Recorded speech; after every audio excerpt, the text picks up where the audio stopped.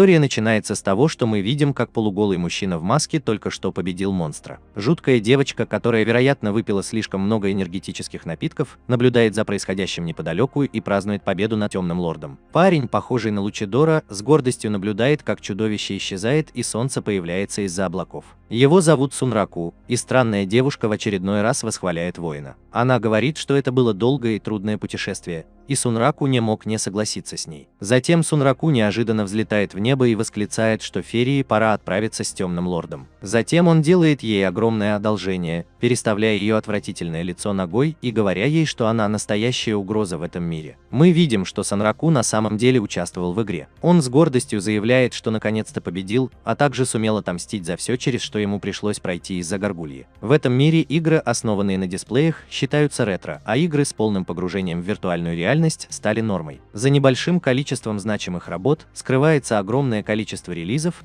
дизайн игр которых не соответствует их усовершенствованным графическим технологиям. Эти игры известны как мусорные игры. Хотя большинство людей справедливо презирают мусорные игры, есть те, кто с радостью ищет их, и таких людей называют фриками. Наш главный герой по имени Рокуро – один из этих уродов, и он заявляет, что слухи были правдой, а игра, в которую он только что играл, была гигантской кучей мусора. Рокуро сравнивает ощущения, которые он испытывает, побеждая в мусорной игре, с тем, что чувствует заключенный, отбывающий тюремный срок. Затем этот псих задается вопросом, какую мусорную игру он попробует в следующий раз, и мы узнаем, что он известен как охотник за мусорной игрой. Когда он спускается вниз, мы узнаем, что его мама тоже немного странная, так как Рокуро говорит ей, что одна из ее бабочек улетела. В школе какая-то случайная девочка преследует Рокуро и репетирует то, что она собирается ему сказать. Она решает спросить о видеоиграх и ждет подходящего момента, но какой-то другой ребенок опережает ее. Владелица магазина игровых автоматов по имени Мана надеется, что летние каникулы помогут ей расширить свой бизнес. В магазин приходит преследовательница Рокуро по имени Рэй. Мана точно знает, зачем она здесь, но говорит Рэй, что Рокуро сегодня там нет.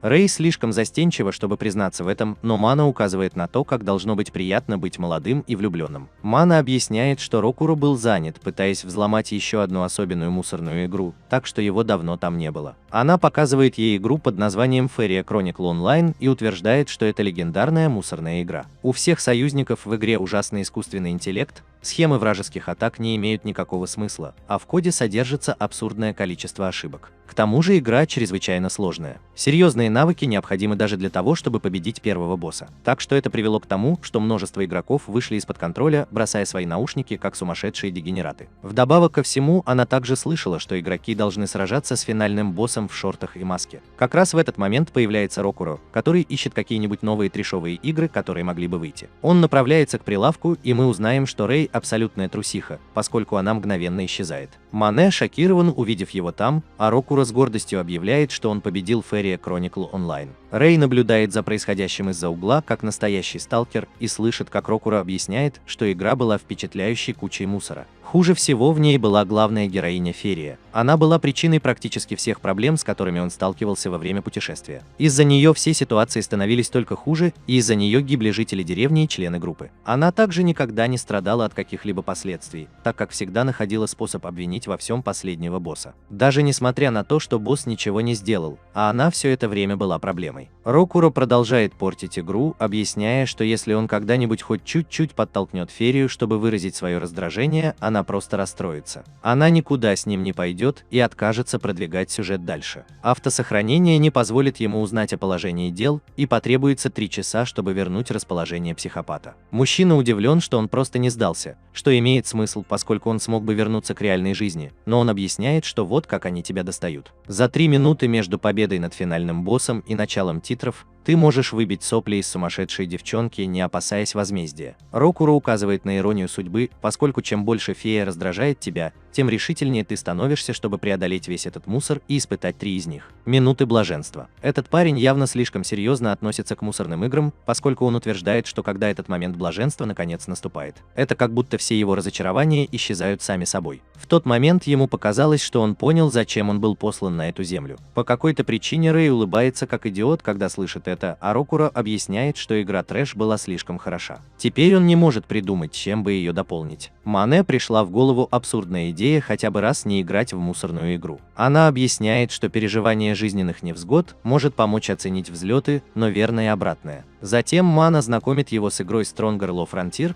полностью захватывающей виртуальной игрой с участием более 30 миллионов игроков. Она продолжает убеждать его и по какой-то причине незаметно подмигивает Рэй. Она объясняет, что может быть забавно время от времени пробовать вещи, рассчитанные на массовую аудиторию, и Рокуро, похоже, серьезно над этим задумывается. Вернувшись домой, мы обнаружили, что преданность Рокуро своему игровому опыту достигает опасно высокого уровня ботаника, когда он изучает историю игры. Он обнаружил, что Shangri-La Frontier, она же Elf, появилась на рынке менее года назад и установила мировой рекорд Гиннесса по одновременному входу игроков в систему. Суть в том, что флот колонии, прибывший из космоса, вымер, но не раньше, чем после него возникло новое общество. Тысячи лет спустя компьютеры живут своей жизнью примерно на средневековом техническом уровне. Это вызывает у него интерес, поскольку позволяет без особых усилий включать элементы научной фантастики. Рокуро, похоже, начинает убеждаться, поскольку в отличие от Ферия, которая настолько плоха, что ненавистники отчаянно ищут новые возможности, эта игра настолько любима, что его немногочисленные ненавистники полностью заглушены десятками тысяч фанатов. Рокуро отложил свое геймерское топливо и решил попробовать игру. Затем мы немного узнаем о компании, которая создала игру под названием Utopia Entertainment Software. Она была основана гениальным программистом Такайо Цукури, разработавшим игровую систему с полным погружением в виртуальную реальность. Это лидер в области разработки программного обеспечения, аппаратного обеспечения и предоставления интернет-услуг. Рокуро надевает гарнитуру виртуальной реальности и задается вопросом, сколько времени прошло с тех пор, как он играл во что-то, что не было мусором. Игра начинается с создания персонажа, и Рокуро поражен тем, как много вариантов существует для занятий. Он выбирает наемника Twin Blade из-за его гибкости, а затем переходит к Origin. Он прочитал, что странники медленно строят оборону, но получают бонусы к удаче. Удача влияет на критический шанс и скорость выпадения предметов, поэтому он решил воспользоваться этим. Все становится по-настоящему захватывающим, когда он узнает, как много возможностей есть для кастомизации персонажа, поскольку это позволяет ему даже менять расу и тип телосложения. Он издает несколько действительно странных звуков, когда становится слишком возбужденным и напоминает себе успокоиться. Рокуро понимает, что он был настолько отравлен мусорными играми, что теперь его просто выводят из себя глупые мелочи. Казалось бы, забыв о том, что он только что сказал, Рокуро взволнованно заявляет, что пришло время серьезно заняться дизайном персонажей в первый раз за целую вечность. Затем мы с удивлением видим, что его законченный дизайн персонажа выглядит немного странно. Но это, по крайней мере, избавляет нас от необходимости смотреть на его уродливую внешность. Лицо. Его не следует путать с полуголым Фури, так как на самом деле у него есть очень веская причина для этого. Мы узнаем, что его стиль игры заключается в игнорировании брони в пользу получения самого лучшего оружия из возможных. Это оружие, конечно, дорогое, но Valve, что удивительно, вам предоставляется возможность продать свое начальное снаряжение во время создания персонажа. И вы можете получить неплохую прибыль. Рокуро, к счастью, хотел скрыть свое лицо, и единственным вариантом была глупая птичья маска. У него не было выбора, так как ему было бы довольно неловко играть полуголым, если бы все могли видеть его лицо. Рокуро относится к тому типу игроков, которые используют одно и то же имя в каждой игре, поэтому он вводит имя Санраку. Он ложится на кровать и, наконец, вступает в игру.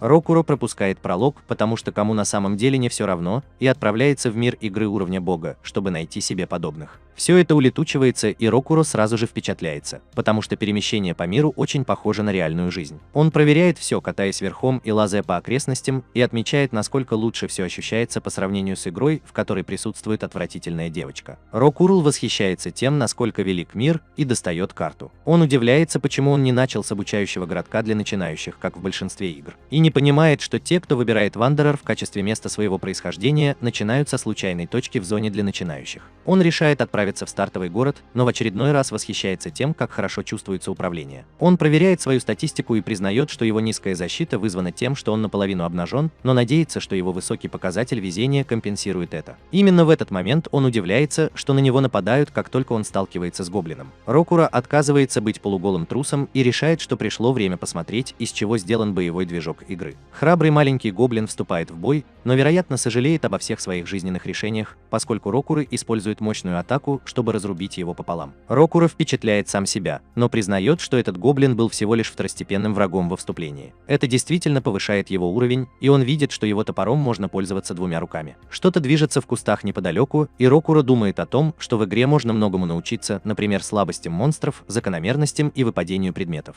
Он утверждает, что независимо от того, идет ли речь о мусорной игре или игре уровня бога, у каждого возникает то же чувство, что и у него сейчас. Это восторг от погружения с головой в новый мир. Это то, чего нельзя найти в реальной жизни. Его враг наконец-то выходит из кустов и едва не нападает на Рокуро. Атака была чрезвычайно мощной, и он признает, что если бы она попала в него, то свалила бы его с ног. Устрашающий кролик совершает еще одну атаку, но на этот раз Рокуро блокирует ее и наносит ответный удар, нанося критический удар. Бакс Банни, страдающий бешенством, настроен слишком решительно и продолжает атаковать. Рокуро разочарован тем, что может предложить эта игра, и мы видим, что он проткнул кролика насквозь. Он объясняет, что кролик просто продолжал целиться ему в шею, так что было слишком просто придумать, как ему противостоять. Он рад видеть, что его уровень повысился еще больше, но разочарован тем, что меч кролика не стал добычей. Как раз в этот момент на экране его статистики появляется сообщение о том, что он выполнил определенные условия и выучил счетчик вспышек умений. Очевидно, он может разблокировать навыки, выполнив определенные действия, так что Рокуро уделяет минутку, чтобы оценить, насколько хорошо разработана игра. Он понимает, что поскольку собственные навыки игрока дополняют его уклонение и парирование, он может довольно хорошо сражаться с врагами даже более высокого уровня. Это вызывает у него желание попробовать множество различных стилей боя. Однако на этом его восхищение не заканчивается, поскольку Рокуро понимает, что он играл все это время, не столкнувшись ни с одной ошибкой. Затем мы просматриваем все предыдущие ошибки, с которыми ему приходилось сталкиваться, такие как ошибка хитбокса, ошибка отсечения и печально известная ошибка невидимости. Он выразил свое волнение, поскольку не был уверен, сможет ли он наслаждаться игрой без ошибок после стольких лет, но теперь уверен, что сможет. С этим можно действительно хорошо провести время. Рокуро отправляется на поиски еще одного кролика, зараженного бешенством, но останавливается на мгновение, чтобы полностью уничтожить огра. Он снова повышает уровень и решает, что ему, вероятно, следует распределить свои очки характеристик. Он хотел бы, чтобы кролик Варпал появлялся чаще, но понимает, что это должно быть редкий враг. Ему все же удалось убить 50 из них и получить свои симпатичные двойные мечи. Он также научился некоторым новым навыкам, но утверждает, что стоит использовать только один из них. Рокуро решает двигаться дальше, так как он не собирается получать больше уровней с монстрами низшего уровня. Он забрел слишком далеко от начального города, но видит, что находится недалеко от другого города, удачно названного Секандвиль. Он направляется туда, но видит, что мост загораживает змея с хвостиками. Рокуро рад, что наконец-то ему предстоит настоящее испытание и готовится сразиться со стильной змеей. Не позволяй плохому дизайну волос одурачить тебя.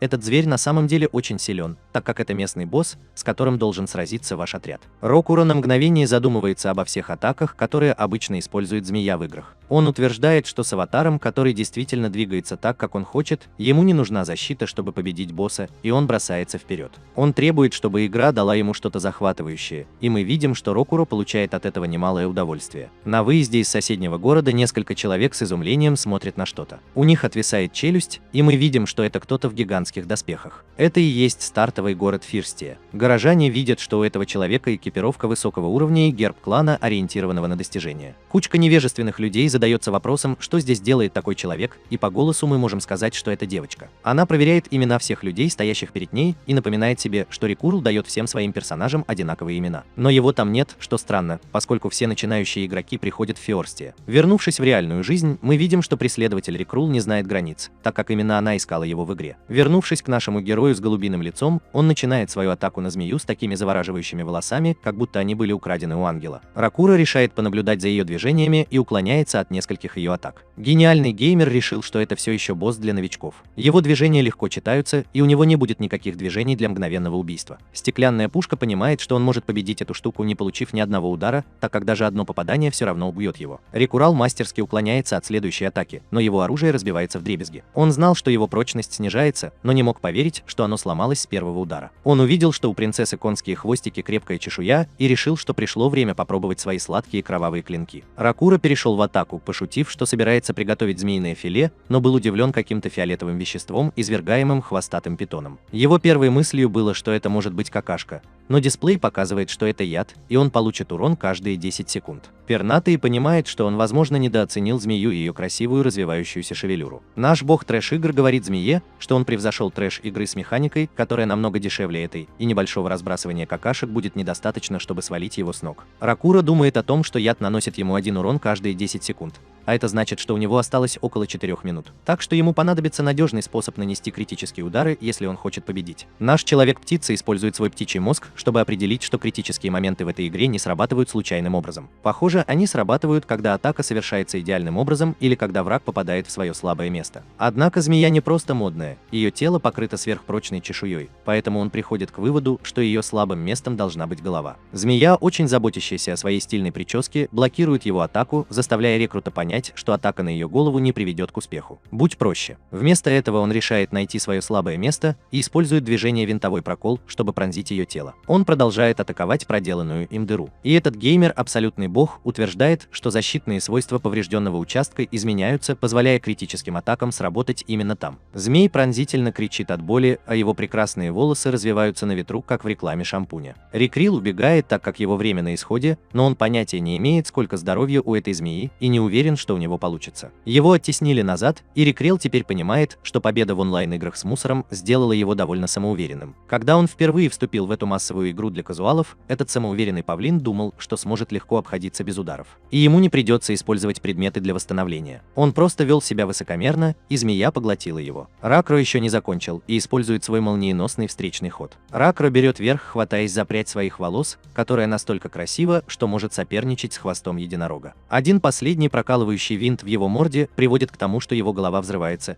и мы прощаемся с парикмахерской любящей змей. Рекрут не может быть счастливее, когда он повышает свой уровень после победы над старой гадюкой. Его добыча достаточно хороша, чтобы за нее можно было получить хорошую цену, но он замечает, что его здоровье все еще падает. У него нет времени распределять свои очки и атрибуции, и он просто тратит все это на выносливость и ловкость. Птичка собирается лететь обратно в город, чтобы купить противоядие, но понимает, что не знает, где находятся магазины, и уверен, что не успеет вовремя. Он даже не может зарегистрировать свою точку возрождения, так как еще не знает, где находятся концы. Но у него нет другого выбора, кроме как бежать так быстро, как только может, словно он пустился в погоню за диким гусем. В данный момент мы видим, что парень по имени Ямамото в восторге от того, что после целых 3 месяцев попыток ему наконец удалось уговорить девушку, в которую он влюблен, начать играть с ним в Эльф. Ее зовут Майя. Этот Ромео взял на себя роль ветерана, дающего советы, и не упустит этого шанса. К сожалению, его интимную встречу прерывает наш разъяренный псих, и Майя думает, что это чудовище. Ямамото указывает на то, что у него есть имя, так что это должно быть игрок. Эта сумасшедшая девочка думает, что ей все равно следует убить его, но Ямамото указывает, что убивая других игроков, перед твоим именем появляется череп. Психопат-убийца обдумывает это, но решает не делать этого, и они задаются вопросом, не попала ли птица в ядовитую какашку. Ямамото говорит ему, где находится гостиница, но объясняет, что точка возрождения появится только после того, как он ляжет спать. В конце концов, секретарша на ресепшене говорит слишком спокойно, указывая на все удобства, которые они могут предложить, поэтому обезумевший герой бросается к ней. Ракура наконец добирается до своей кровати, чтобы зарегистрировать точку возрождения, но яд не был вылечен, и он умирает.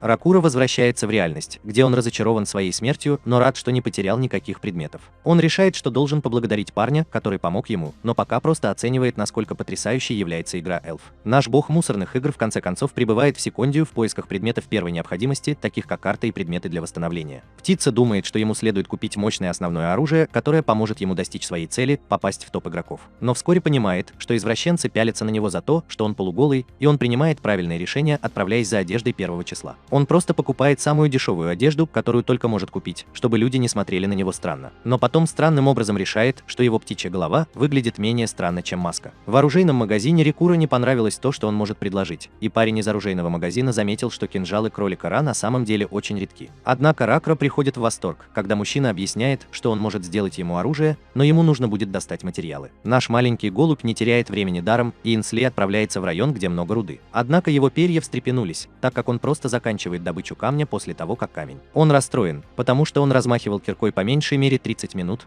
но у него есть только 2 куска руды из 6, которые ему нужны. Как будто ему не о чем беспокоиться из-за всей этой грязи и тяжелой кирки, появляется надоедливая лягушка и делает то, что делают лягушки. Эта бедная лягушка связалась не с той птицей. Эта маленькая лягушка плавает в грязи так, будто она участвует в Олимпийских играх, и ее невинное маленькое сердечко готово занять 1 место. Рикура думал, что они могли бы сосуществовать, поскольку это не так опасно, но решил, что лягушка явно хочет, чтобы ее превратили в материал. Его атака отбросила невинную маленькую лягушку назад, и он пошел добивать ее. Он знает, что лягушка устойчива к ударам ножом, так как его костюм сделан из ее кожи, и решил, что может использовать только дубинку и колющие удары. Его топор идеально подходит для этого, но его перья снова встают дыбом, когда он понимает, что болотная грязь замедляет движение игрока значительно. Бедный маленький лягушонок погибает от руки нашего героя с клювастым лицом. Но это было так легко для него, что он не смог этого сделать. Это даже не развеселило его. Рикура замечает, что в последнее время появляется все больше новых игроков из-за летних каникул, и решает, что он должен победить всех, чтобы победить. Гонка за материалами. После этого Рикура удивляет владельца магазина всей своей рудой. Ему говорят, что один из предметов действительно особенный и состоит из 2 лезвий. От этого, через некоторое время они готовы, и он узнает, что это оружие уровня бога. Этот очень полезный кузнец утверждает, что делать то, что называется поднятием оружия, очень важно. Поднятие оружия, как оказалось, означает просто модернизацию, но этот термин используется кузнецами, которые относятся к своей работе слишком серьезно и думают об оружии, которое они делают, как о своих детях. Все, о чем Рёкл может думать, это о том, что кузнец – это НПК, но его речи и манеры просто потрясающие. НПК говорит ему не покидать город и носить доспехи, которые у него есть, пока темно, так как ночные животные опасны. Он даже не подозревает, что наш сумасшедший друг птица готов принять вызов.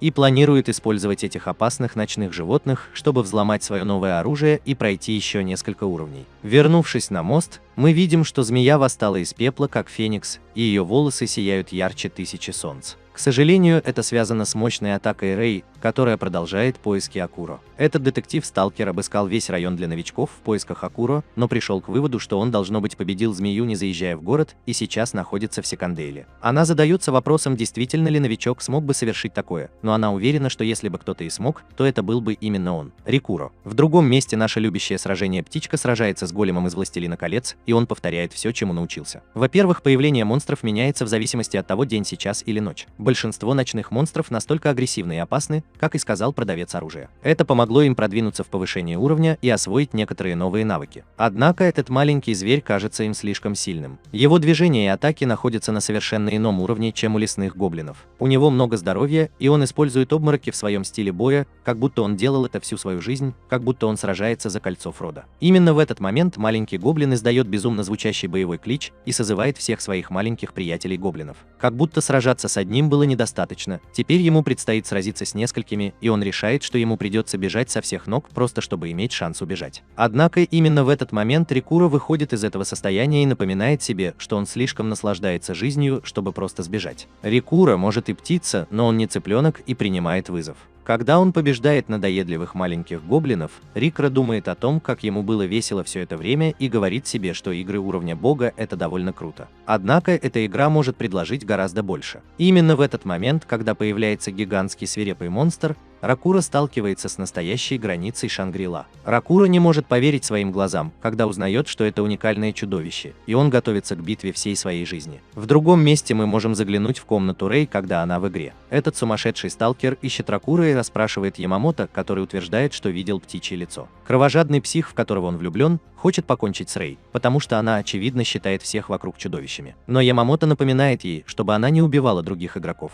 Ямамото объясняет, что большая птица отправилась в Секандейл после того, как питон облил ее лицо ядом. Это явно был он, поскольку ни один другой игрок не настолько безумен, чтобы носить птичью голову полуголым, но Ямамото указывает, что он мог бы уже сменить свое снаряжение. Рэй не верит, что Рокуро смог победить хищного питона, не посетив первый город. Рэй оставляет двум стукачам прощальный подарок под названием «Координатный телепортатор» и улетает. Оказывается, они даже не были знакомы с Рэй, но Ямамото может сказать по эмблеме на ее накидке, что она из клана, ориентированного на определенного уникального монстра, такого как Ган-рыцарь-убийца. Уникальные монстры – это особый класс монстров, у которых есть как индивидуальное имя, так и титул. Большинство монстров, когда их побеждают или захватывают в плен, реагируют как новые особи по истечении определенного периода времени. Но что касается уникальных монстров, то во всем мире их всего по одному. Ходят слухи, что в Эльф их 7, но критерий появления большинства из них неизвестны. Для каждого из этих уникальных монстров, называемых колоссами, многие топовые игроки сформировали кланы, нацеленные на их уничтожение. Эти колоссы очень редки, но настоящая проблема в том, насколько они аномально сильны. Прошел уже целый год с момента запуска игры,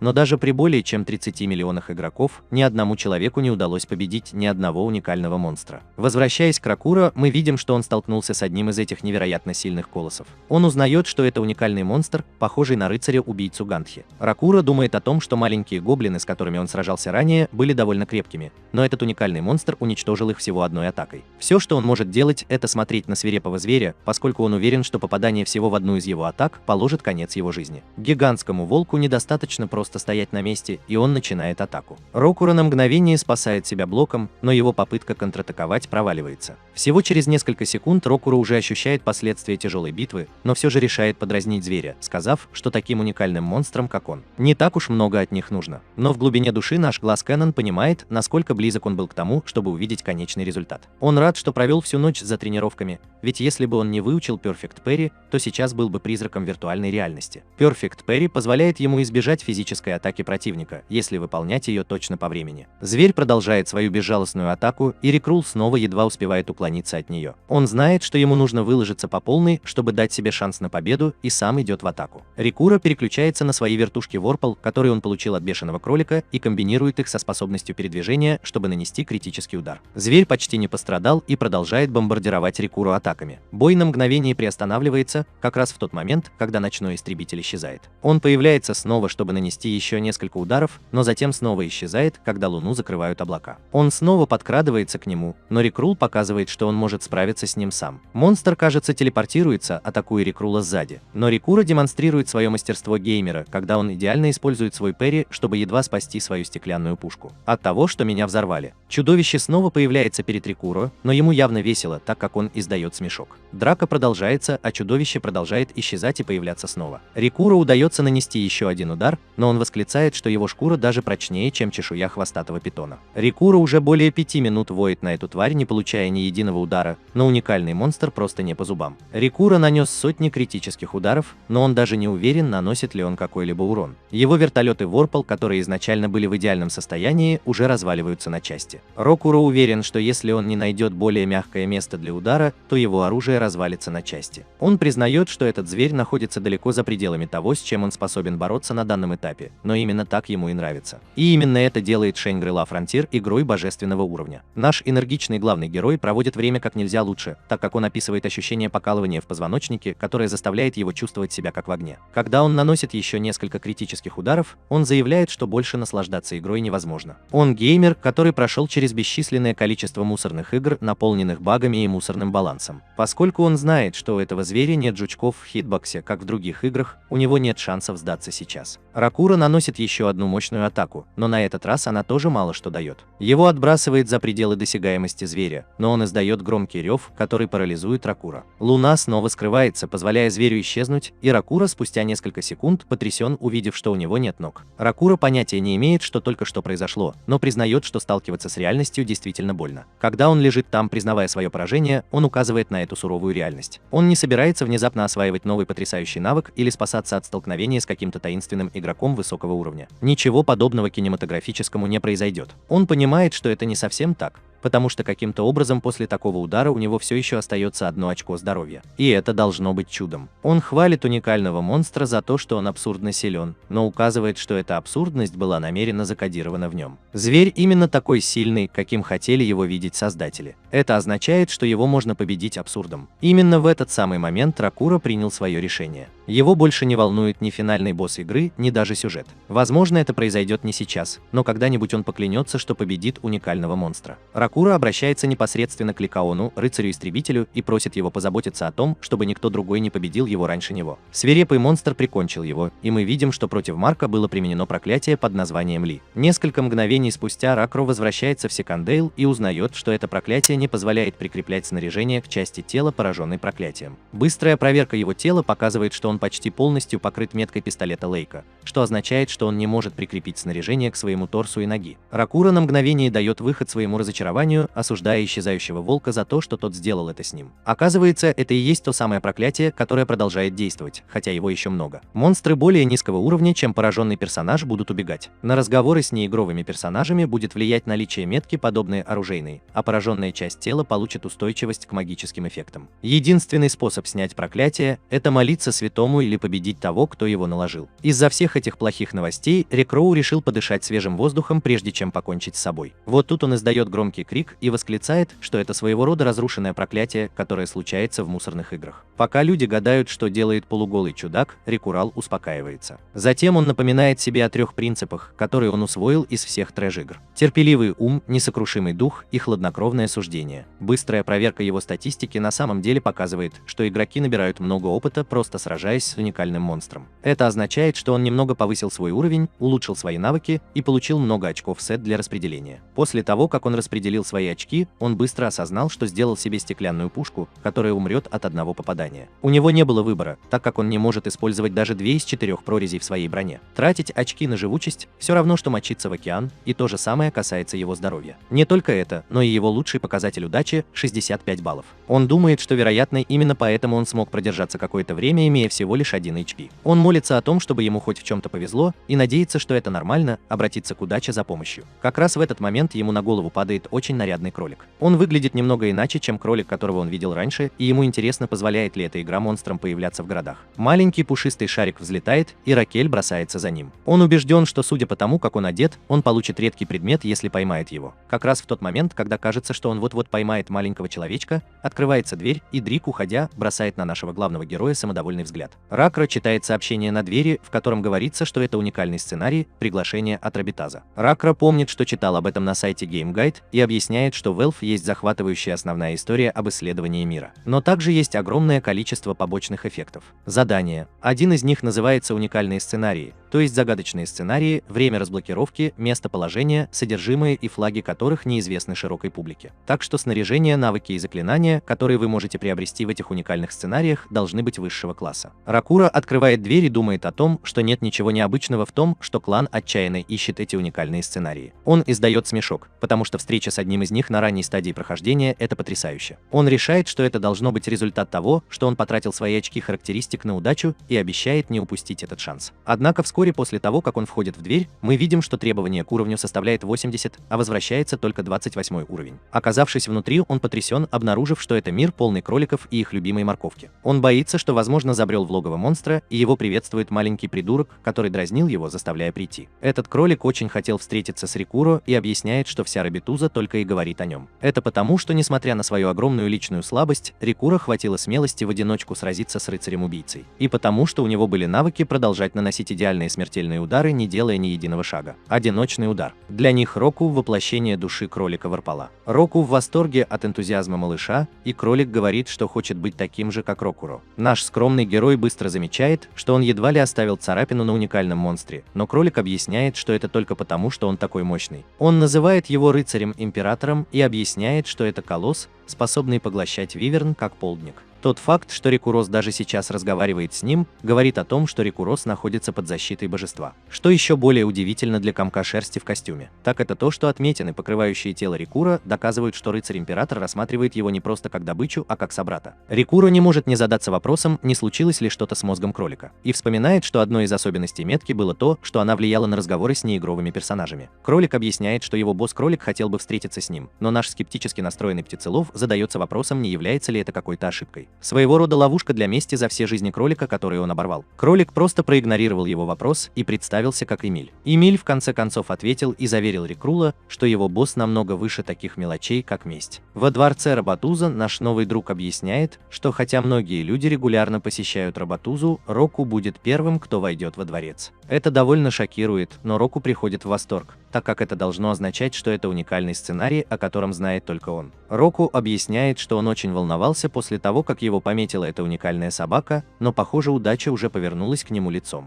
Эмиль отвел его к боссу своего отца, и Рику был потрясен присутствием этого парня. Он узнал в Рикуро парня, которого избил, и помочился на него уникальный монстр, которого он называет щенком. Он объяснил, что люди так быстро теряют свою душу хищника, что он решил, что все они безнадежны. Однако теперь он понял, что один из них подает надежды и шокирует Рикуро, когда он просит уделить ему немного времени. Этот гигантский кролик представляется как кроличий босс Рабитаза по имени Висач. Вернувшись в игровой магазин, Мана застает Рэй, экстраординарного сталкера, на охоте за ее не таким уж секретным увлечением Рокуро. Рэй пытается отрицать это, но владелец игрового магазина не глуп и объясняет, что сейчас летние каникулы, так что он, вероятно, находится в более строгой правовой зоне. Рэй признает, что она не смогла найти свою жертву в игре, потому что он полностью пропустил первый обучающий город. Мана смеется, потому что прокладывать свой собственный курс – это классическая рекурсия и типичный ход фанатика трэш-игр. Она объясняет, что рекурсия будет делать то, чего не будут делать обычные игроки, и сталкиваться со всевозможными возмутительными уникальными сценариями. Мана поощряет маленького сталкера активизировать свою игру в преследование, но удивляет ее, когда она просит Рэя признаться ему в своих чувствах. В следующей сцене мы встречаем Руми, его Атоми, когда она собирается начать свою сюжетную линию, но она уходит, и мы больше ее не видим. Тем временем Рокуро читает об условиях запуска уникального сценария «Тур по Рабатузе». Он узнает, что если вы победите победите монстра более высокого уровня, чем вы, вооружившись оружием Варпала, в любом городе появится специальный кролик-варпал, который пригласит вас в Роботузу. Как только ты прибудешь на место, если победишь легонского питона, монстра, терроризирующего их город, ты выучишь словесное заклинание зачарования. Начальная часть была правильной, но Рикура объясняет, что остальная часть его уникального сценария, произошедшего накануне, была совсем другой. Он определенно не боролся с питонами. Вместо этого он был похож на пугающего босса якудзы, похожего на кролика. Этакий милый ужас, которого можно было бы ожидать, если бы мафия начала вербовать людей в детских зоопарках. Оглядываясь назад, можно увидеть, что вице-президент Хэтч похвалил Раку за его борьбу со щенком. Он восхищается варпальской душой Рикура, но Рикура не может не испытывать страха и задается вопросом, что же такое варпальская душа. Затем кролик якудза делает ему предложение, от которого он не может отказаться,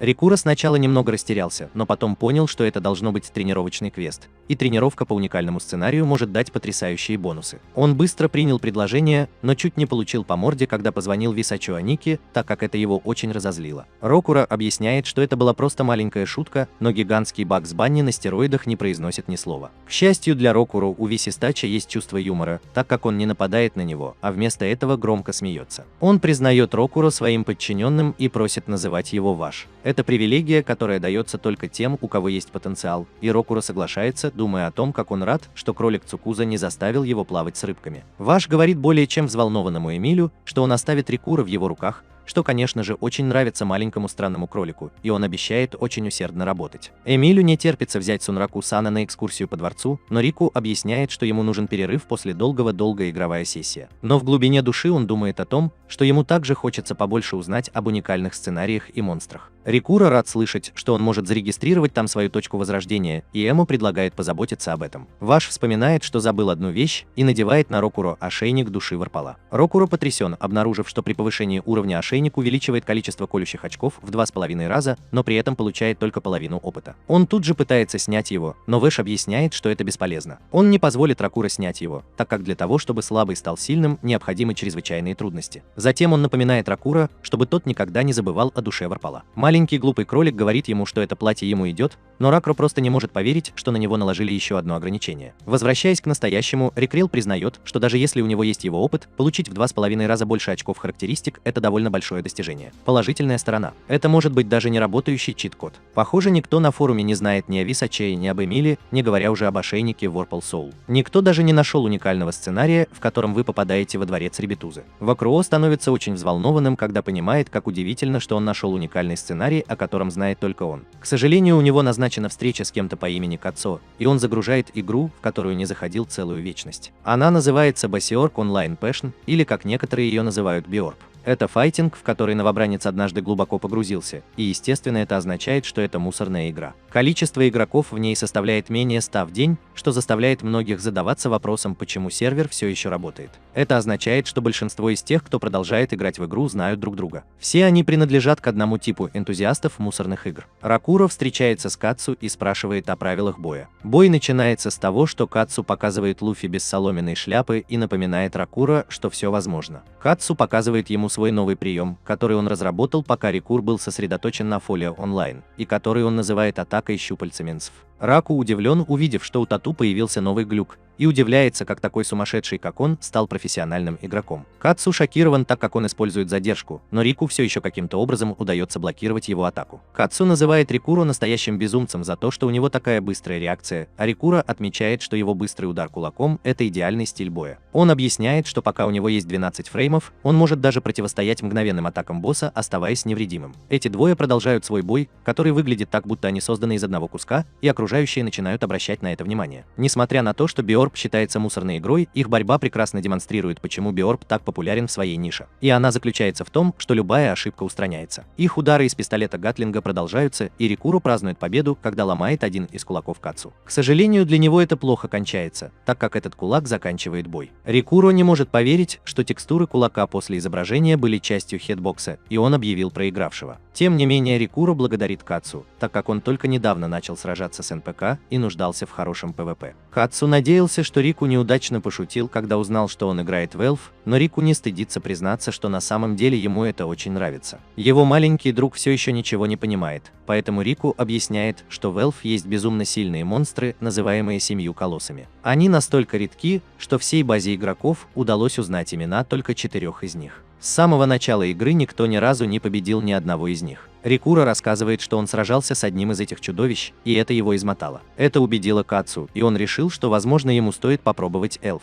Рассказ Рикура об этом заинтересовал его, и он признает, что никто из его друзей в Уорлд все равно не играет в Биорб. Это еще не все, так как определенный человек также играет для нас левой, и Кацу отправил этому человеку сообщение, чтобы сообщить им, что Рокуро тоже играет в нее. Рокуро понятия не имеет, кто этот человек, но мы видим, что это какая-то девушка с фиолетовыми волосами. Эта цыпочка дралась с кучей парней, когда получила сообщение, и утверждает, что она всегда думала, что у Рокуро было какое-то состояние, при котором он умрет, если когда-нибудь перестанет играть в мусорные игры. Она расправляется со всеми своими противниками, и мы видим, что у нее есть значок убить игрока за то, что она расправилась со всеми этими реальными игроками. Она, кажется, рада, что Ракель играет в Эльф, и решает, что ей придется очень мягко провести его через это. Ракель возвращается в Секандейл и думает о том, как удобно Эмилю пользоваться вратами телепортации. Он чувствует себя довольно хорошо и задается вопросом, не является ли причиной того, что его аватар Эльф так легко перемещается, то, что он играет в Биорб. Эмма задается вопросом, почему Рику захотел уйти так скоро, ведь в Рабидза так много всего нужно сделать. Рикура объясняет, что хотя он действительно хочет исследовать Рабидза, добраться до Третьего Рима до того, как туда начнут стекаться толпы людей, гораздо важнее. С начала летних каникул количество игроков резко возросло. На форумах сообщается, что первый EA Star Town битком набит новыми игроками.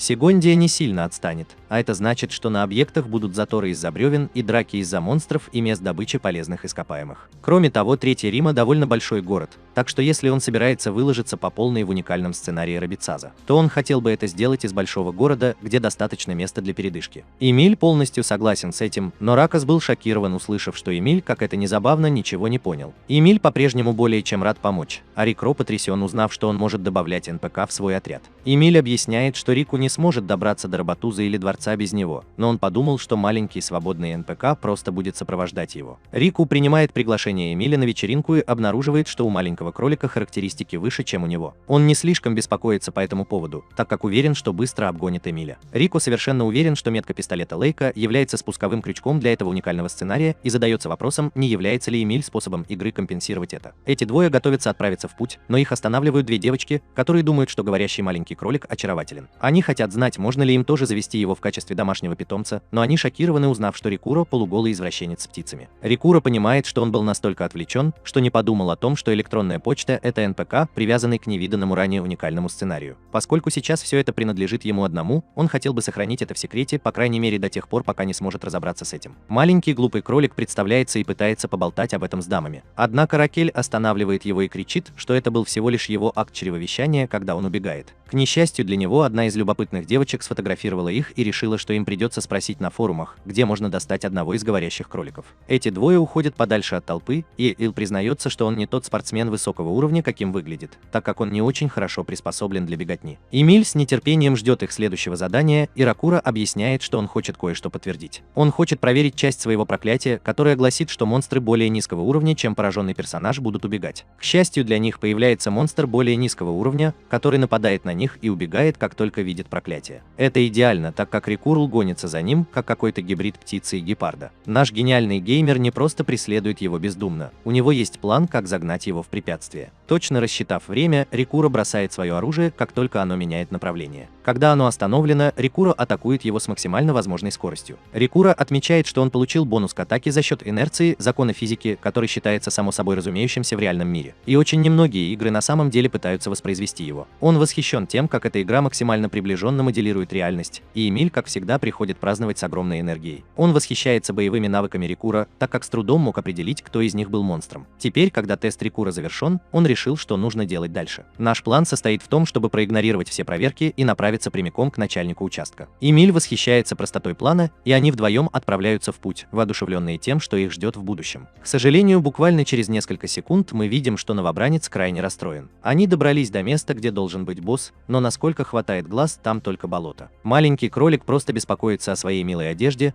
а Ракель думает о том, что Эмма сказал ему по дороге туда. Эмиль объяснил, что местный босс – монстр по имени Грязекопатель. Он выскакивает из-под земли, чтобы атаковать, поэтому очень важно найти способ удержать его на месте. Рику понимает, что ему придется сражаться с этим грязевиком на болоте, а это значит, что у него могут быть большие неприятности. Как раз в этот момент Эмиль чувствует зверя, и Рику заставляет Эмиля забраться к нему на плечо. Передвигаться по болоту невероятно трудно, поэтому им едва удается отойти в сторону, как появляется гигантский монстр. Мы узнаем, что характерной чертой Шангри-Ла Фронтирс является то, что болотистая местность создает условия для пеших прогулок. Это означает, что одна нога всегда остается в болоте, пока другая не достигнет дна. Этот свирепый зверь явно очень силен, так как рекомендуемый размер отряда для борьбы с ним 4 человека. Рокуро понимает, что, возможно, совершил огромную ошибку, поскольку это худший поединок из возможных. Свирепый зверь странным образом способен нырять в мелководное болото, что возможно только благодаря логике игры, и Эмиль впадает в панику, опасаясь, что с них заживо сдерут кожу. Однако Рокуро ловко использует свой скользящий прием, чтобы едва избежать смерти. Он признает, что ключом к этой битве является понимание того, как использовать навыки, которые развелись после битвы с Ликагоном. Его усовершенствованный прием совершенный парри – это счетчик отражения, который позволяет ему мгновенно контратаковать после того, как он идеально рассчитал время своего парри. Эмиль впечатлен, но Рокуро недоволен, так как он в значительной степени просто уклоняется от урона. Оба навыка, которые он только что использовал, были переделаны 10 раз, и у него нет другого способа избежать урона за это время. Зверь не дает ему передышки, но, к счастью, его маленький друг-кролик вступает в схватку с впечатляющей атакой. Эмиль объясняет, что это было просто волшебство, и Рикуро понимает, что он был так сосредоточен на том, чтобы играть в одиночку, что на этот раз совершенно забыл, что у него есть партнер. Рикуро знает, что он не может упустить эту возможность, поэтому он использует способность, которая дает временный бонус к силе атаки и ловкости. К сожалению, попытки быстро передвигаться по болоту отнимают много времени. Зверь выздоравливает, но это дает Вороне возможность использовать эволюцию его атаки винтовой прокол, которая называется спиральный край. Еще одна способность ставит их в более выгодное положение, и Меркроу балансирует, что возможно только благодаря его опыту в мусорных играх с ужасным платформером. Его маленький друг-кролик готовит атаку, а там свирепый зверь собирается его съесть. Он пытается это сделать, но прошло уже 10 секунд, и он использует счетчик отражения, чтобы избежать нападения. Эмиль продолжает мощную атаку, и мы видим, насколько Рокуро похож на стеклянную пушку, поскольку небольшой урон от падения отнимает большую часть его здоровья. Рокуро хвалит своего пушистого товарища по команде, но она просто беспокоится о своих милых ниточках. Рокуро уверен, что зверю должно быть очень больно, но он шокирован, когда его нигде нет.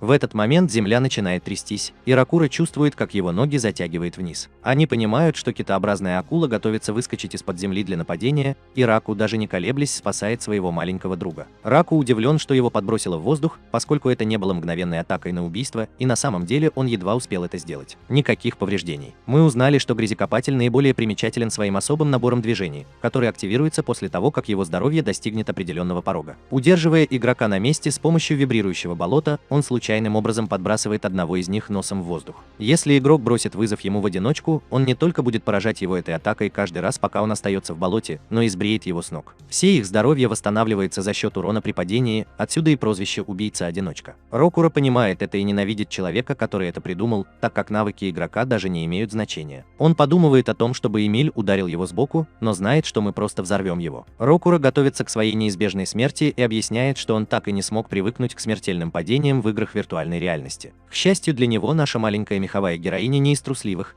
и у нее непревзойденный дух хищника. Она использует волшебный свиток, чтобы телепортировать Рикуро, но вместо того, чтобы добраться до безопасного места, она случайно поднимает его обратно в воздух. Мы узнали, что существует атакующий навык под названием «Падение метеорита», который использует энергию, направленную вниз. Рокуро получил огромный импульс от своего первоначального свободного падения и накопил много энергии. Случайная телепортация ему фактически поставила его чуть выше зверя и позволила Рокуро получить еще больше энергии. Так что падение, которое привело бы к смерти игрока, теперь является рискованным атакой. Это не настоящее падение метеорита, а ошибка при падении метеорита. Существо мгновенно разлетается на куски, и Рику не может поверить, что он действительно выжил. Он даже не может переварить все, что только что произошло, поэтому он просто хвалит Эмиль за ее хваткость. Раку признает, насколько тяжелым был бой, сравнивая его с тем, когда он сражался с Ликагоном, но на этот раз они остались в живых. После этого Эмиль был потрясен, увидев, как птицеголовый запихивает ему в горло пучок целебных трав. А Рокуро указывает, что это единственный способ, которым что-либо может попасть ему в рот. Из-за его гигантского клюва. Рокуро может думать только о том, что Эма оказался намного сильнее, чем он ожидал. В итоге она понесла его на руках, так что он чувствует себя очень неловко из-за того, что был таким дерзким раньше. Эмиль может думать только о том, что Рокуро останется в Рабитузе на полный рабочий день, как только они доберутся до большого города. Единственная проблема в том, что Эмиль, если его увидит, привлечет много внимания, как в прошлый раз, и на них могут даже напасть. Им нужно придумать, как ее спрятать, поэтому наш маленький пушистый комочек решает, что ей нужно использовать то, чего у нее давно не было. Она показывает свой таинственный браслет Варпал, тайное сокровище кроликов Варпал. Секрет маленькой крольчихи заключается в том, что она просит своего человеческого двойника сохранить это в тайне и удивительным образом превращается в человека. Рокуру теряет дар речи и расстраивается, когда начинает понимать, что так называемая флагманская японская игра уровня бога начинает походить на какую-то гаремную игру с девочкой-кроликом. Трансформация довольно утомительна для крольчихи, так что в ее нынешнем состоянии она может удерживать ее только 4-5 минут за раз. Ее трансформация отлично подойдет, чтобы скрыть ее, но это может привлечь другое внимание, когда люди увидят бедную девочку, волочащую за собой полуголый человек-птица. Они наконец добираются до Третьей Римы, где Эмиль отмечает, что Рокуру, похоже, не впечатлен. Клювастик с гордостью отмечает, что за свою жизнь он повидал немало мест, и она поражена тем, насколько хорошо он путешествовал. Эма преображается, но Рикур доказал свою правоту в том, что он привлекает к себе внимание, когда несколько охранников останавливают их, чтобы спросить, почему он полуголый. Им также очень любопытно, что его тело покрыто шрамами, но Эма встает на защиту Рику. Она утверждает, что у Рику есть прошлое, которое принесет огромную печаль всем, кто услышит об этом. Эма рассказывает историю своего опасного путешествия самым драматичным образом из возможных. В этой истории рассказывается о проклятии, которое Рокуру наложил на свое тело, и о его путешествии, чтобы избавиться от него. Имо становится еще более напряженной, когда она объясняет, что это только первая глава в его истории. Во второй главе он превратится в супервоина. Эта цыпочка слишком агрессивна для охранников, и они просто впускают их внутрь. Из всей толпы, собравшейся посмотреть на выступление Эмиля, Рокуро замечает, что кто-то смотрит на него. И это сильно отличается от обычного осуждающего взгляда, который он обычно получает за то, что у него полуголое птичье личико. Прежде чем они успевают въехать в город, девочка срочно останавливает Рикура, так как узнает его. Рокуро понятия не имеет, кто эта безумная девочка, но мы видим, что произошло после того, как те девочки из Секандейла сфотографировали их. Девочки разместили фотографию на форуме и спросили, знает ли кто-нибудь, как подружиться с очаровательным кроликом. Сообщение быстро распространилось, так как люди были шокированы, услышав, что монстр может говорить, и почти в равной степени шокированы, увидев полуголого человека-птицу. Девочка с серебристыми волосами была шокирована больше, чем кто-либо другой. Она была уверена, что игра позволяет игрокам приручать только собак и кошек, и решила, что птица, должно быть, жульничает. Поскольку люди усомнились в этичности размещения чьей-либо фотографии без их согласия, девочка с серебристыми волосами приступает к своей миссии по поиску человека-голубя. Другие люди обращали больше внимания на Рокуро на фотографии. Многие не видели таких шрамов, как у него, тем более, что ничего подобного нет в создателе персонажей. Кто-то на форумах помнит, что это проклятие также служит доказательством того, что игрок был признан рыцарем-императором. Об этом известно только потому, что какой-то НПК упомянул об этом. Игроки ошеломлены, осознав, что это означает, что Рокуро, которого они знают как Санраку, его игровое имя, столкнулся с Ликаоном. Некоторые игроки знают, что Ликаон – это случайная встреча, поэтому новичок может столкнуться с ним, но никто не может понять, как это произошло. Этот парень, Санраку, сумел добиться признания от нее. Игрок по имени Оцелот пишет на форумах, что он может спавнить и убить какого-нибудь Раку, пока тот не скажет ему, как это сделать. Другие игроки думают о том, насколько опасен этот парень Оцелот, поскольку он является уважаемым лидером Шуракаи, клана, печально известного тем, что в нем полно убийц игроков. Арселот положил глаз на Санраку, поэтому другие игроки задаются вопросом, все ли будет в порядке с человеком-птицей. Люди обсуждают на форумах, что если игрок убивает слишком много и тебя убивает игрок или НПК, то все твои вещи теряются, включая сохраненные. Кроме того, награда выплачивается из собственных денег игрока-убийцы, так что это довольно жестокая система. Одна рыжеволосая леди особенно заинтригована Санраку и оставляет сообщение на форуме в надежде, что он его прочтет. Она советует ему обратиться к любому игроку с эмблемой волка и мечом, так как она хотела бы встретиться и поговорить с ним. Она выражает сожаление по поводу того, что так много информации о нем просочилось, но объясняет, что ее клан Сайгер может помочь защитить его. Другие игроки могут видеть, что несколько кланов проявляют интерес к ныне знаменитому сыну Раку и указывают на то, что к нему относятся как к боссу мероприятия. Сумасшедшая девочка с серебристыми волосами – первая, кто его нашел, и она просто хочет знать, как приручить кролика Варпала. Несмотря на то, что новости о нем быстро распространились, Рокуро впервые слышит об этом. Он понимает, что это должно быть из Секандейла, но он ни за что не расскажет об уникальном сценарии с кроликом Варпалом. Как раз в этот момент их разговор прерывается неожиданным нападением. Нападавший говорит, что нехорошо держать все в секрете и что все должны разделить это веселье. Эта девушка шокирует Рокуро, когда называет его рыцарем революции Сунраку Куном. Рокуро, кажется, знает ее, так как он утверждает, что великий рыцарь карандаша наконец-то показал свое лицо. Этой девушке не нравится, как он разговаривает с такой самопровозглашенной красавицей, как она сама, и она объясняет ему, что в этой игре она не рыцарь карандаша. Она шокирующе снимает свою маску и говорит ему, чтобы он называл ее Артур Карандаш исчез. Рокуро ошеломлен, увидев, что она не только 99 уровня, но и имеет значок черепа как убийца игроков. Рокуро называет этого человека своим другом в мусорном геймерстве. В ретроспективном кадре видно, как несколько парней грабят магазин в игре под названием Unite Rounds. Эти дураки думали, что им ничего не грозит, но наш мальчик Рокуро нашел их и ограбил грабителей. Игроки ласково назвали эту мусорную игру постапокалиптическим симулятором мародерства. Изначально игра предназначалась для имитации королевства, находящегося на грани краха, где игроки берут на себя роль рыцарей, защищающих его от нападающих монстров. Это совместная игра в виртуальной реальности. Однако из-за действительно мусорного игрового дизайна, который ставил во главу угла верность концепции, процент выпадений был неоправданно низким. Лишь немногие игроки осмелились бы играть в эту игру правильно. Даже для выполнения задания новичку требовалось 12 часов прочесывания открытых полей. В глазах игрока это оставляло ему только один выход – украсть то, что ему нужно. Геймеры не были готовы часами рыться в траве в поисках низкоуровневых предметов, когда они могли просто совершить набег на магазин НПК или украсть их у игрока, который это сделал. В конечном итоге это оказалось выигрышным ходом в раундах Unite. В среде, где повсюду царило возмущение и каждый человек, которого ты видел, был врагом, появилась одинокая фигура, подпитываемая насилием, чтобы взять королевство под свой контроль. И этим человеком был великий рыцарь карандаша. Однажды Року грабил трупы, и Кацу попытался обратить его внимание на то, что игра должна была быть посвящена защите королевства от монстров.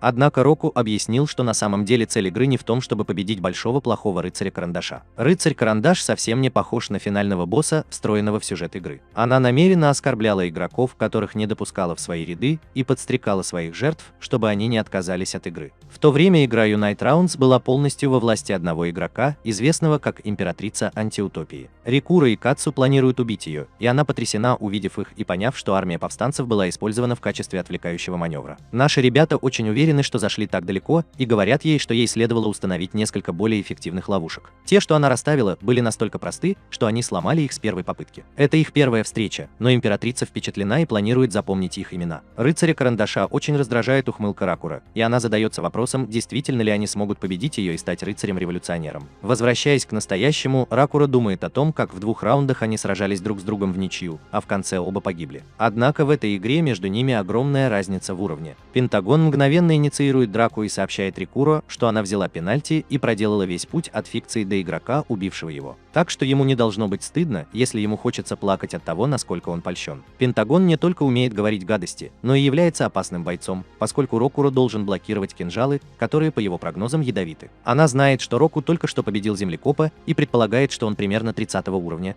поэтому она хвалит его за впечатляющие навыки уклонения. Однако Року отдает должное игре уровня год за то, что все его движения получаются приятными и плавными. Сумасшедшая девушка с серебряными волосами была шокирована, наблюдая за боем, когда поняла, что Карандаш Гон является вторым командиром клана убийц одного игрока, как Шуракай. Она известна как убийца гигантов. Пён Килган объясняет, что она получила это прозвище из-за того, что постоянно устраивала засады на игроков более высокого уровня. К сожалению, разработчики испортили ее безжалостную стратегию, так что в последнее время ей стало намного труднее. Рикул быстро указывает на то, что в прошлой игре она была гигантом, и они оба от души смеются над иронией судьбы. Однако момент беззаботности длится недолго, поскольку Пенсилон продолжает атаковать и называет нашего героя с птичьей головой птичьим мозгом. Эмиль что-то понимает во время просмотра, но ничего не говорит и просто бесится на заднем плане. Пока Пенсилон продолжает свою безжалостную атаку, она показывает, что нашла его не только по личным причинам. Лидер ее клана Ашура Кай просит ее передать сообщение. Лидер предупреждает Рикуро, чтобы он обнародовал информацию о уникальном сценарии, иначе у него будет мишень на спине, пока он этого не сделает. Нашему мальчику не нравится, когда ему угрожают. Он думает, что ее лидер выглядит как болван, и Карандаш Гон с ним согласен. Рокуро делает все возможное, чтобы дать отпор, но он знает, что у них слишком большая разница в уровнях и экипировке. Однако он кое-что понял. Рокуро отмечает, что, похоже, Карандаш Гон изо всех сил старается держать его подальше от ворот.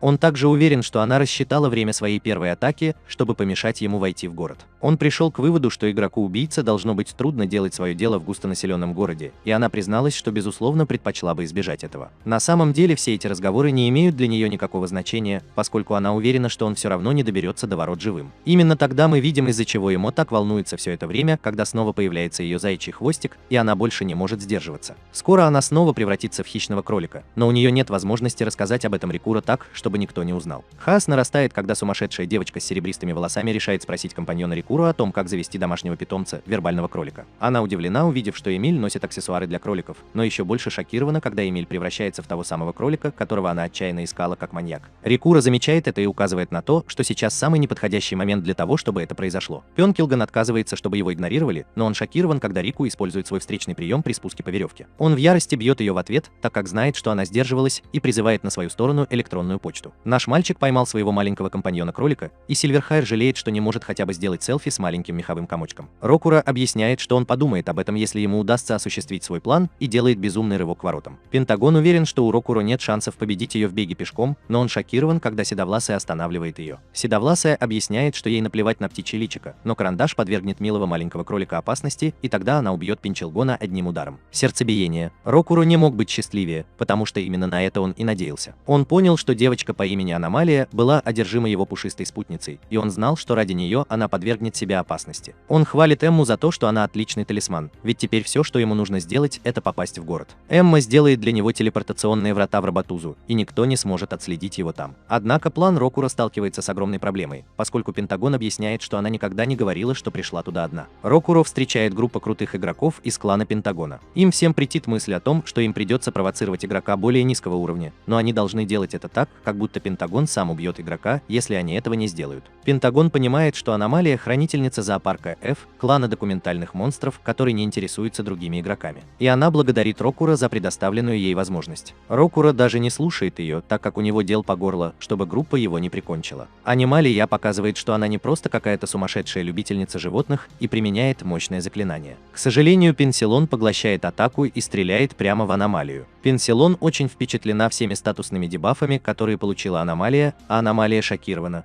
потому что Пенсилон смогла отразить все проклятия в своей атаке. Пентагон показывает удивительный предмет, который позволил ей это сделать – кармическую соломенную куклу. Пентагон знает, что без нее у нее были бы большие неприятности, и уничтожает эту вещь. При уничтожении предмета все проклятия, наложенные на игрока, возвращаются к его заклинателю. Поэтому хладнокровный Пентагон заверяет Амалию, что она останется здесь и будет наблюдать, как она умирает от собственного яда. Рикура делает все возможное, чтобы остаться в живых против противников, которые превосходят его численностью, находятся на более высоком уровне и имеют гораздо лучшее снаряжение. Он анализирует их, чтобы определить, что его лучшая цель – придурок, который использует медленно движущийся длинный меч. Поскольку Рикурлу даже не нужны навыки, чтобы увернуться его атаки. Реальная проблема заключается в том, как он сможет нанести урон игрокам высокого уровня, облаченным в доспехи высшего уровня. Все выглядит довольно плохо, но, к счастью, кто-то прибыл, чтобы полностью уничтожить одного из нападающих одним ударом. Каждый из нападавших был потрясен, осознав, что это была беспрецедентная огневая мощь знаменитого мастера атаки. Рокуро понятия не имеет, кто этот человек, но не может поверить, что появился еще один человек с таким опасно звучащим прозвищем. Однако мы знаем, что этот гигантский рыцарь в доспехах на самом деле является преследователем Рокуро Рэем, и она рада, что наконец-то нашла зеницу ока. Воспоминание показывает, как расстроилась Рэй после того, как не смогла найти Рикуро, как бы усердно она не искала. И она подумала о том, как Мона сказал ей признаться ему в своих чувствах. Она подумала о том, что Раку всегда играл в такие необычные и сложные игры. Ей всегда было слишком сложно в них играть, поэтому она никак не могла найти игру, в которую могла бы поиграть с ним. Однако с появлением Эльф все изменилось. Раку наконец-то начал играть в нее, поэтому она отказалась упустить свой шанс. Когда она вернулась в игру, то обнаружила, что ее ждет сообщение. Это был другой член ее гильдии, Сайгер, которая также является ее сестрой. В сообщении говорилось о местонахождении Ракель и содержалась просьба к Рэй связаться с ним. Это был первый реальный шанс для Рэй найти его, поэтому она, не теряя времени, поспешила к нему. В сообщении также говорилось, что несколько кланов уже договорились вступить с ним в контакт, и среди них была опасность, исходящая от Шрикаи. Рэй увидела его в самом разгаре битвы и поняла, что это прекрасная возможность, которой у нее больше никогда не будет. Если бы она могла спасти его от Пикаре, у нее был бы естественный конец разговора с ним. Это вывело ее из себя больше всего на свете, потому что она очень сильно влюблена в него и знала, что однажды это может привести к их разговору в реальной жизни. Именно тогда она сделала свое взрывное заявление, и Пентагон сразу понял, что ситуация накаляется. Пентагон с самого начала знал, что Пикаре из ее клана придется нелегко против Рикуро. Однако бой с ним Велф кое-что прояснил для нее еще больше. Навыки, которые он приобрел, играя в ужасные игры во всех жанрах, более ценны, чем уникальные предметы и статистика высокого уровня. И это огромный плюс в игре Shangri-La Frontier. Она также слышала, что Ката тоже играет в Слэв, так что с Рикро у нее есть какой-то секретный проект. Выглядит более правдоподобно. Пентагон шокирован, когда понимает, что человек, который присоединился к борьбе, это Сигер Зеро. Каким-то образом Ракро первый заманил смотрителя зоопарка, а теперь и мастера атаки. Пентагон невероятно рад, что пришел, но аномалия еще не закончила, так как она указывает, что поразила Пентагон 5 заклинаниями. Она объясняет, что кукла, которую использовал Пентагон, лучше всего отражает 5 дебафов, и ей интересно, есть ли у Пентагона счетчик для ее следующей атаки. Если заглянуть в прошлое, то можно увидеть, что Рэй преследует ее так жестоко, что она врезается в столб. Он всегда улыбался и наслаждался жизнью, вот почему она начала думать о нем. Она начала искать его и в конце концов овладела навыками чулочного дела элитного уровня. Она несколько раз пыталась заговорить с ним, но всегда была слишком застенчивой. Вернемся к настоящему. Рэй не упустит такой возможности, поэтому она приходит на помощь Рокуро. Рокуро сразу же начинает подозревать этого гигантского рыцаря и предполагает, что они, как и все остальные, охотятся за уникальным сценарием. Он знает, что ему нужно придумать выход, и, к счастью для него, похоже, что аномалия готовится что-то предпринять. Финальная атака аномалии требует мастерства и однозначного количества здоровья. Эта цыпочка просто еще одна сумасшедшая в этом аниме, поскольку она объясняет, что ее следующая атака – это смертельное проклятие, которое уничтожает ее противника и ее саму. Пён Килган уже использовала свою куклу и не имеет возможности снять заклинание, так что они оба уничтожены. Атака вызывает мощное извержение света, шокирующее всех, но это шанс Ракуро. Он говорит своему пушистому маленькому другу подготовить для них врата и извиняется перед рыцарем за то, что использовал его голову в качестве стартовой площадки. Птица Лицей бежит так быстро, как только может, и вражеская группа хочет помешать ему добраться до города, так как он полон охотников за головами. К несчастью для них, Рэй слишком силен и отбрасывает их назад. Рокурл все еще не доверяет гигантскому рыцарю, но обещает запомнить его имя Сайгер Зеро. Члены клана Сюрикой в ярости, но Рэй совершенно сбита с толку. Она не может поверить, что Рокуро действительно разговаривал с ней, и его извинения снова и снова прокручиваются у нее в голове. Парень Сюрикой видит в этом возможность заработать немного славы и попытаться напасть на мастера атаки. К несчастью для них, она в ярости, потому что из-за них она больше не могла разговаривать с Ракель. Члены группы Сюрикой готовятся сбежать, но Рэй не позволяет им этого сделать, так как у нее все еще много злости, которую она может выместить на них. Затем мы видим, что Ракуро и Эмиль наконец-то добрались до гостиницы внутри Рабитузы. У Эмиль закончилась магия после того, как она использовала свою трансформацию ранее, но, к счастью, наш мальчик был подготовлен и заранее купил восстанавливающие магию предметы. Именно в этот момент Рикуро получает электронное письмо от Pencil Gun, которое он называет письмо обиженного неудачника. Она не верит, что мастер атаки появился из ниоткуда, чтобы спасти его, и она указывает, что ее смерть была ее собственной виной, так что на самом деле она ему не проиграла. Карандашница все еще хочет поговорить с Рокуро, поэтому она просит его позвонить Кацо, чтобы они втроем могли встретиться в игре Unite Rounds. Немного странно, что она не хочет просто поговорить в Эльф, поэтому он относится к ней с подозрением. Как раз в этот момент Кацо отправляет ему электронное письмо после того, как он получил сообщение от Pencil Gun. Кацо разделяет скептицизм Ракуро, но они оба также очень заинтригованы тем, что она может сказать. Они решили не отступать, но сейчас у Рикуро есть более серьезные поводы для беспокойства. Имо допивает свое восхитительное зелье, и Рику с энтузиазмом объясняет, что он готов воплотить в жизнь этот уникальный сценарий. Рикуро задается вопросом, что имел в виду автобус с кроликами мафии, когда заставлял его понюхать табак. Поэтому Имо решает просто показать ему это, отвезя Рокуро на арену, где они проводят свои самые серьезные боевые тренировки. Они подъезжают к Колизею Варпал, и Рокуро восхищается тем, насколько он огромен. Эмиль рассказывает, что босс ее отца хочет, чтобы Рокуро сразился там с 10 монстрами. Рокуро в восторге от этого вида тренировок, и Эмиль объясняет, что он будет строго ограничен в использовании оружия варпалов.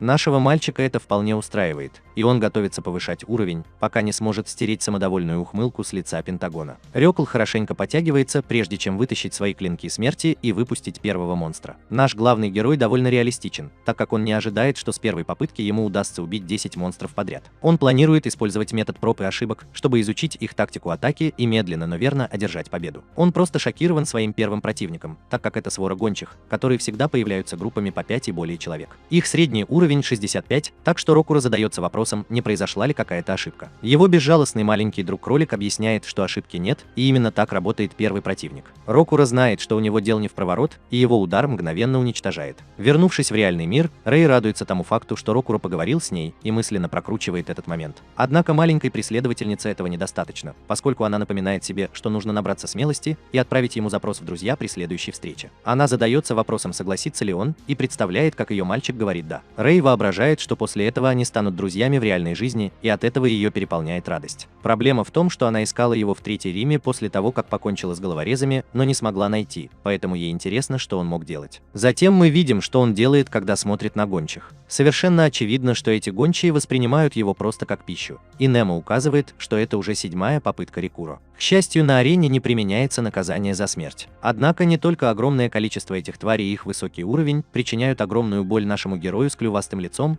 но и их полностью синхронизированные атаки. Рокуро делает все возможное с 7-й попытки и понимает, что их координация – результат того, что командир отдает приказы. Он сражался с ними достаточно много раз, так что начал понимать это. Один из этих монстров выл с безопасного расстояния и никогда по-настоящему не дрался. Вооруженный этим знанием, наш мальчик использует свою спиральную атаку на их лидера. Этот монстр просто убегает, в то время как остальные бросаются его защищать. У них нарушается координация движений, так что он понимает, что был прав. Зная это, все, что нужно сделать Рокуро, это игнорировать остальных и сосредоточиться на командире, прежде чем он сможет выкрикивать приказы. Он выслеживает вожака стаи, и Эмма радуется за него, когда он устраняет его. Теперь, когда их хозяин ушел, ему действительно больше нечего бояться, поэтому он уничтожает несогласованную группу. Рокуро прошел первый уровень обучения, и Эмма чествует своего героя с птичьим лицом. Рокуро надеется, что в следующем раунде не будет еще одной группы монстров, а Эмма уверяет его, что следующий раунд определенно будет с одним противником. Он действительно надеется, что это так, но он шокирован, когда видит, что следующего противника зовут Щупальца-паразита. Это отвратительное существо, всего лишь плюшевый мишка, из спины которого вылезают змеи, так что Рикуро думает, что это практически другая группа. Рикуро использовал стратегию «бей и убегай» против щупалец чудовища. Как только все щупальца были отрублены, медведь перестал двигаться, и он победил. Ему потребовалось всего 4 попытки. Его третьим противником был по-настоящему крепкий гоблин, но это было легче, чем 2 предыдущих. На этот раз ему потребовалось всего 2 попытки. Его четвертым противником был какой-то дикий кабан, но у нашего мальчика есть некоторый игровой опыт Родео, и он использовал его, чтобы победить его с первой попытки. Хотя его 5-й противник был крутым. Это была какая-то сумасшедшая птица, какающая кислотой, и на это у него ушло 112 попыток. Следующие несколько противников были относительно легкими, и у него ушло всего по 1 попытке на каждого. 9-м противником нашего героя был какой-то мегаголем. У него был какой-то невидимый энергетический щит, который сбивал 70% его здоровья при отражении. В конце концов он понял, что ему нужно постепенно разрушать его,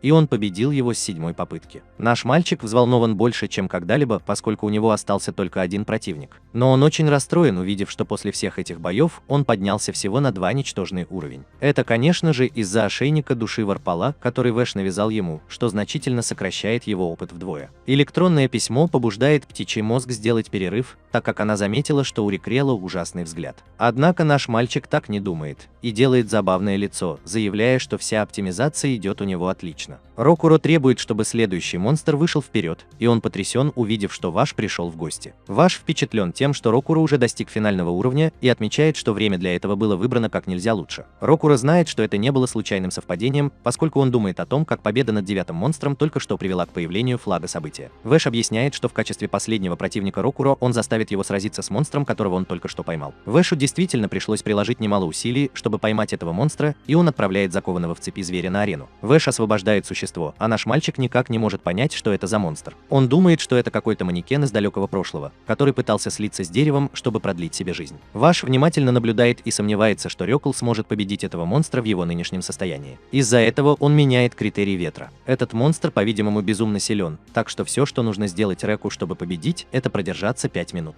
Это существо лесной маг, но Реку не терпится доказать, что он может пройти уровень. Рек уверен в этом испытании на выносливость, но сразу же удивляется первой атаке монстра. Это сумасшедшее дерево пускает корни из ниоткуда и вынуждает Рокуро спасаться бегством. Вэш объясняет, что он большой поклонник уверенности Рикуро, но отмечает, что ему действительно придется поддержать его сейчас, если он хочет выжить. Рикуро испытывает сильный стресс, уклоняясь от всех его атак, и понимает, что это будут действительно долгие 5 минут. Из более чем 30 миллионов игроков эльф Рокуро первый, кто сражается с этим ужасающим монстром. Рокуро узнает об этом только в далеком будущем, но мы видим, что этот древесный маг – безумец 120 уровня. Рокуро делает все возможное, чтобы избежать всех корней, но они, по-видимому, очень опасны. Бесконечно. Наш мальчик сошел с ума, пытаясь сократить отставание от монстра, хотя все, что ему нужно сделать, это выжить. Приблизиться к нему не так уж и сложно, поскольку атака Рокуро даже не поцарапала волшебника ветвей дерева. Совершенно очевидно, что физические атаки на него не подействуют, и теперь Рохрам также должен уклоняться от цепей этой твари. Птичий бренд Оппонент понимает, что ему нужно просто уклоняться на пути к победе, а электронное письмо сообщает, что 1 минута уже прошла. Осталось еще 4 минуты, так что Вэшу не терпится увидеть хищную душу Рокуро. Рокуро продолжает уворачиваться, но ему становится все труднее, и он понимает, что его противник настоящий зверь. От атак корневыми копьями, от которых почти невозможно увернуться, так как они не передаются по телеграфу. И цепями, которые выглядят так, будто уничтожают все, с чем соприкасаются. Как будто эти твари не страшны сами по себе. Они также преследуют их повсюду, как будто он притягивает их магнитом. Этого почти достаточно, чтобы заставить его совсем отказаться от попыток уклоняться, и Немо начинает все больше беспокоиться за него. Несмотря на все это, есть еще кое-что похуже. Этот древесный монстр продолжает время от времени уклоняться от магических атак. Некоторые из них электрические, а некоторые огненные шары. Чем больше проходит времени, тем больше этот деревянный Гарри Поттер смешивает свои виды магии. На этот раз он использует атаку ледяным заклинанием, и Руу с трудом удается пережить все это, так как атаки, кажется, становятся все более плотными. Количество цепей и корней увеличивается, и магические атаки начинают охватывать все большую площадь. Магическая ветвь дерева приобретает угрожающий вид, и рекуррентность определяет, что если плотность атак будет продолжать увеличиваться, он умрет задолго до того, как достигнет 5 минут.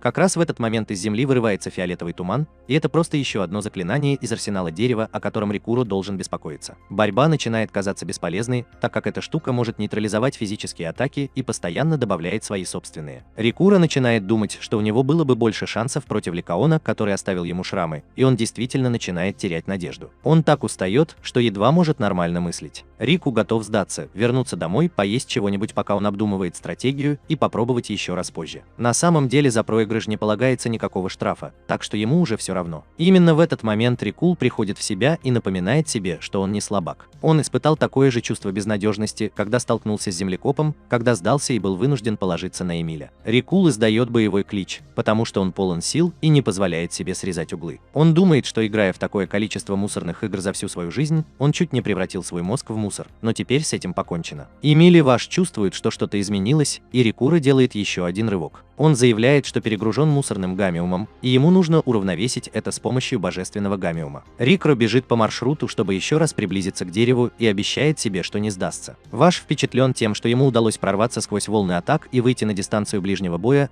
но говорит, что на самом деле в этом нет смысла, поскольку Рикро может наносить только базовые удары. Нападение. Рикро шокирует всех, когда выбивает посох монстра у него из рук. Рикро серьезно устал, так что он готов просто разбить живое дерево и сразу лечь спать. Он понял, что несмотря на то, что монстр может нейтрализовать физический урон, сама атака все равно проходит. Рокруо не позволяет ветке дерева вернуть свой посох, и он задается вопросом, что произойдет с деревом, если ему придется сражаться без него. Ясно, что он больше не может творить свои заклинания, но у него все еще есть свои корни и цепи. За все годы игры Ракель усвоила одну вещь: в постапокалиптическом мире можно выжить, занимаясь грабежом. Он использует навыки захвата, которым научился во время раундов Юнайт, и хватает посох. Ваш и Эмейл оба впечатлены, но на таймере осталось еще 2 минуты, и именно сейчас Ваш хочет посмотреть, на что действительно способен Рикура. Дерево сходит с ума, и Рикура понимает, что потеря посоха должна привести его в состояние бешенства. Атаки становятся все более интенсивными, так что Рику хотел бы получить какое-нибудь предупреждение. Маленькое электронное письмо продолжает подбадривать нашего храброго героя и сообщает ему, что ему нужно продержаться всего 1 минуту. Именно для этого и была создана мобильность Рику, так что он ни за что не проиграет, подобравшись так близко. Однако одно из изменений в конечном итоге захватывает его, и как он и ожидал, оно наносит несколько дебафов.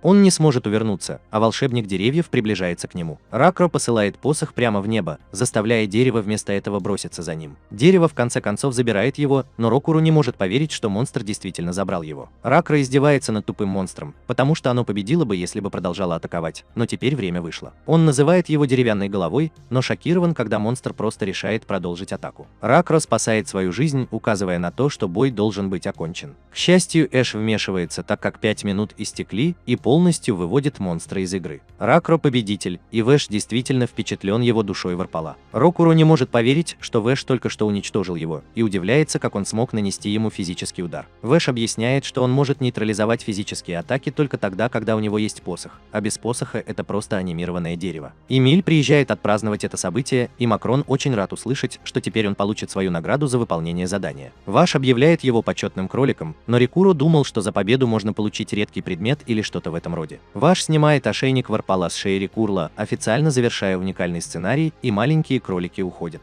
Удивительно, но в качестве бонуса есть уникальный сценарий под названием «Эпопея Варпала». Однако Ракель просто расстроена тем, что не получила ни одной реальной добычи и выходит из игры. Уже довольно поздно, сложно, так что Ракель решает просто немного поспать. На следующее утро Ракура читает, что рекомендуемый уровень для бонусного уникального сценария 80, но у него всего 31 уровень. За квестом стоят знания, но он отказался от чтения всего этого, когда ему было ошеломлен. Есть целые кланы, которые занимаются изучением всех знаний в игре, так что ему было бы очень сложно сделать это в одиночку. Рикура решил отдохнуть от всего этого уникального сценарного материала. Вместо этого он осмотрит город и отправится в соседний район. Имо заканчивает поливать свои растения и тоже готова двигаться дальше. Рокура понимает, что если он выйдет на улицу в таком виде, то на него наверняка снова нападут фанаты ПК и охотники за информацией. Сменить головной убор тоже будет недостаточно, так как его хорошие оценки по Лейка привлекут внимание. Эмиль оказался таким же полезным, как и всегда, и рекомендует ему полностью заполнить форму. Он понятия не имеет, как это сделать, но она точно знает, где это сделать. Они отправились навестить маленького кролика по имени Пит, который на самом деле является младшим братом Эмма. Он покупает товары и продает их в Рабитаза. Он продает и в других местах, но для этого ему приходится превращаться в человека, так что он делает это нечасто. Маленький кролик называет его птицеловым, так что Ракура доказывает, что он человек, снимая маску. Эмиль шокирована тем, что он на мгновение снял свою маску, так как она была уверена, что у него была какая-то глубокая темная причина постоянно носить ее. Эмиль спрашивает о редкой вещи, которую только что нашла Пич, и он отправляется искать ее в своем инвентаре. После этого мы видим, что этот предмет похож на какую-то простыню, а Рикура выглядит так, будто на нем костюм призрака на Хэллоуин. Они идут за картой местности вокруг Третьего Рима, и Рикура начинает странно на них смотреть. Несколько мгновений спустя Рикура больше не может сдерживаться и заявляет, как сильно он ненавидит эту штуку, похожую на костюм из простыни. Рикура успокаивается, когда понимает, что по крайней мере он получил все, что ему было нужно. Рикура отмечает, что Эмиль очень быстро расходует магическую силу, когда находится в человеческом обличии, когда она выпивает очередное зелье. Им нужно двигаться в следующий район, и у них есть 3 пути, которыми они могут воспользоваться. Один из них — кальдера Фелфати, место, где вода собирается в кратере давно потухшего вулкана, образуя озеро. Второй — призматический лесной грот,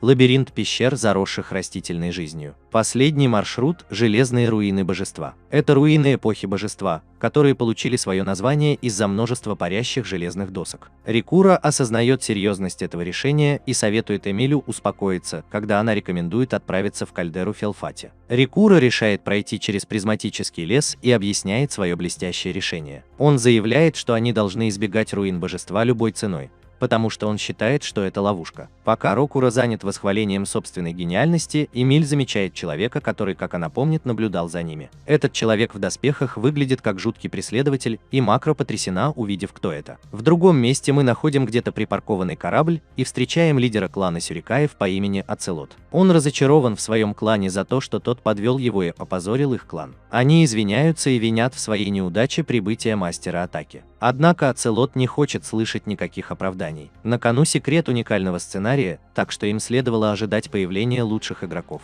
Пентагон является частью этого клана и бесстрашно говорит Арселоту, что ему следовало просто сделать это самому. Он говорит, что был занят, и объясняет, что кролик, за которым они охотятся, определенно является ключом к куче секретных вещей. Арселот хочет получить ответы, поэтому он говорит группе вытащить их из Рикуру любыми необходимыми средствами. Пенкилган считает, что вместо этого им следует охотиться на уникальных монстров. Но Арселот напоминает ей, что эти монстры созданы не для того, чтобы их можно было победить. На данный момент они единственные, кто знает условия появления уникального монстра. Игроки получают опыт, просто сталкиваясь со зверем, так что если они правильно все спланируют, они смогут использовать его, чтобы стать намного сильнее. Все согласны не преследовать монстра, но Пенкилган считает, что все они бесполезны. Арселот пытается помешать ей уйти, но у нее есть важные дела. А Ширикаи всегда вызывали всеобщую ненависть, поэтому они решили процветать на ненависти. Однако в последнем патче убивать игроков стало намного рискованнее, так что клан изменился. Пенкилган не может поверить, что она рискует своей шеей ради одного маленького НПК и заявляет, что это огромная ставка на ее победу или поражение. Она готова пожертвовать всем, чтобы похоронить уникального монстра, одного из 7 колоссов, которого называют Погодник, Страж Гробниц. Вернувшись к нашему птицеголовому герою, Ракур забеспокоился, что Сайгер Зеро пришел отомстить за то, что наступил на него. Сайгер Зеро направляется к ним, но Раку в ужасе и говорит ему, что пора бежать. Неподалеку члены Шуракай ищут Ракура. Рокуру бежит рядом с ними, но они просто думают, что он какой-то сумасшедший чувак, одетый в простыню. простыню. К сожалению, имена игроков висят у них над головой, поэтому ребята замечают, что это игровое имя Ракура – Сон Раку. Их не смутит его костюм призрака, и они не погонятся за ним. Он устроил настоящую сцену, но у него нет особого выбора, так как рыцарь следует за ним. Ракура говорит Зема, что пора отправляться в следующий район,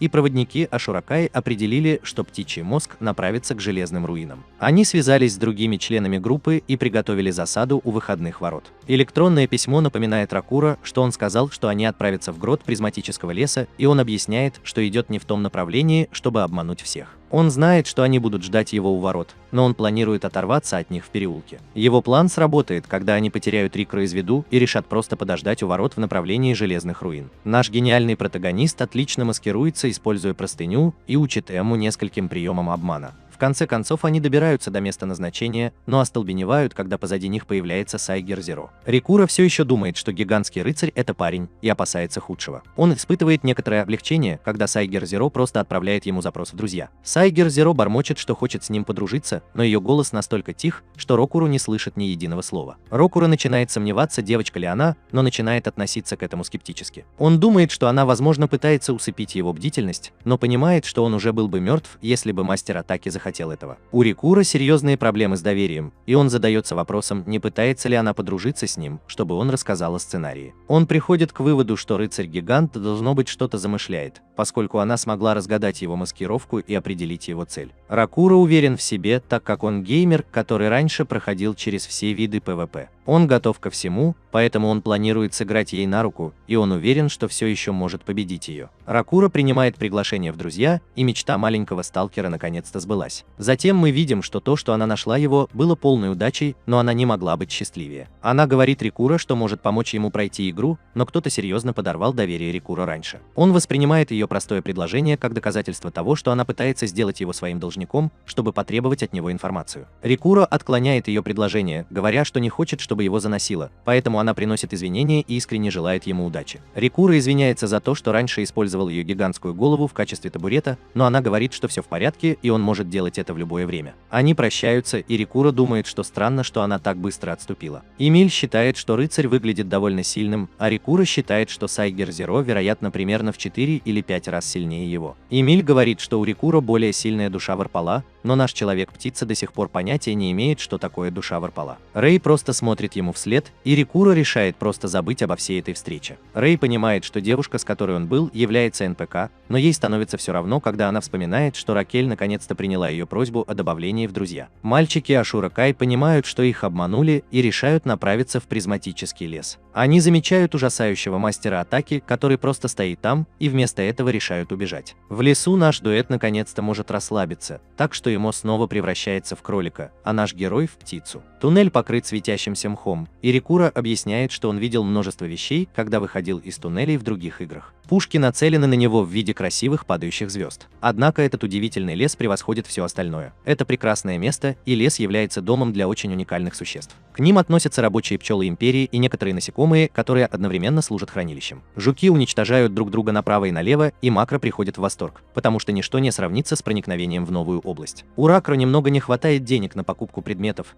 поэтому он решает уничтожить одного из жуков-хранилищ в надежде найти ценный предмет. Однако он с треском проваливается и отмечает, что насекомое довольно легкое на крыльях, несмотря на свое гигантское брюшко. Оно все равно слишком медленное для такой птицы, как он, и Рикрул уничтожает его. К счастью, он был прав. Пока он не повредит желудку, его можно использовать в качестве лакомства. Эмиль не может сдержать своего волнения, и Рику решает, что они должны продолжать собирать как можно больше выпадающих предметов. Рикура замечает их следующую добычу, и Немо с удивлением замечает, что в какой-то момент он купил метательный нож. Рукопашный бой – его единственный вариант ведения боя, но он получил серьезную травму, когда на него накакала какашка на арене. Метательный нож – это расходный материал, но это отличный способ атаковать на расстоянии. Ракро использует нож, чтобы атаковать цветок, но он с самого начала знал, что это замаскированный богомол. Он требует, чтобы цветок превратился для него в петлю, и уничтожает его. Эмма подбадривает своего героя, а Рико объясняет, что богомолов довольно легко победить без их маскировочных трюков с засадами. Рикура проверяет свой инвентарь и обнаруживает, что у него уже есть куча добычи, но есть одно существо, которое он еще не победил. Как раз в этот момент земля сотрясается, когда появляется это существо. Это гигантский жук, и его длина составляет не менее 5 метров. Он пьет древесный сок на территории Empire B, но пчелы его не едят.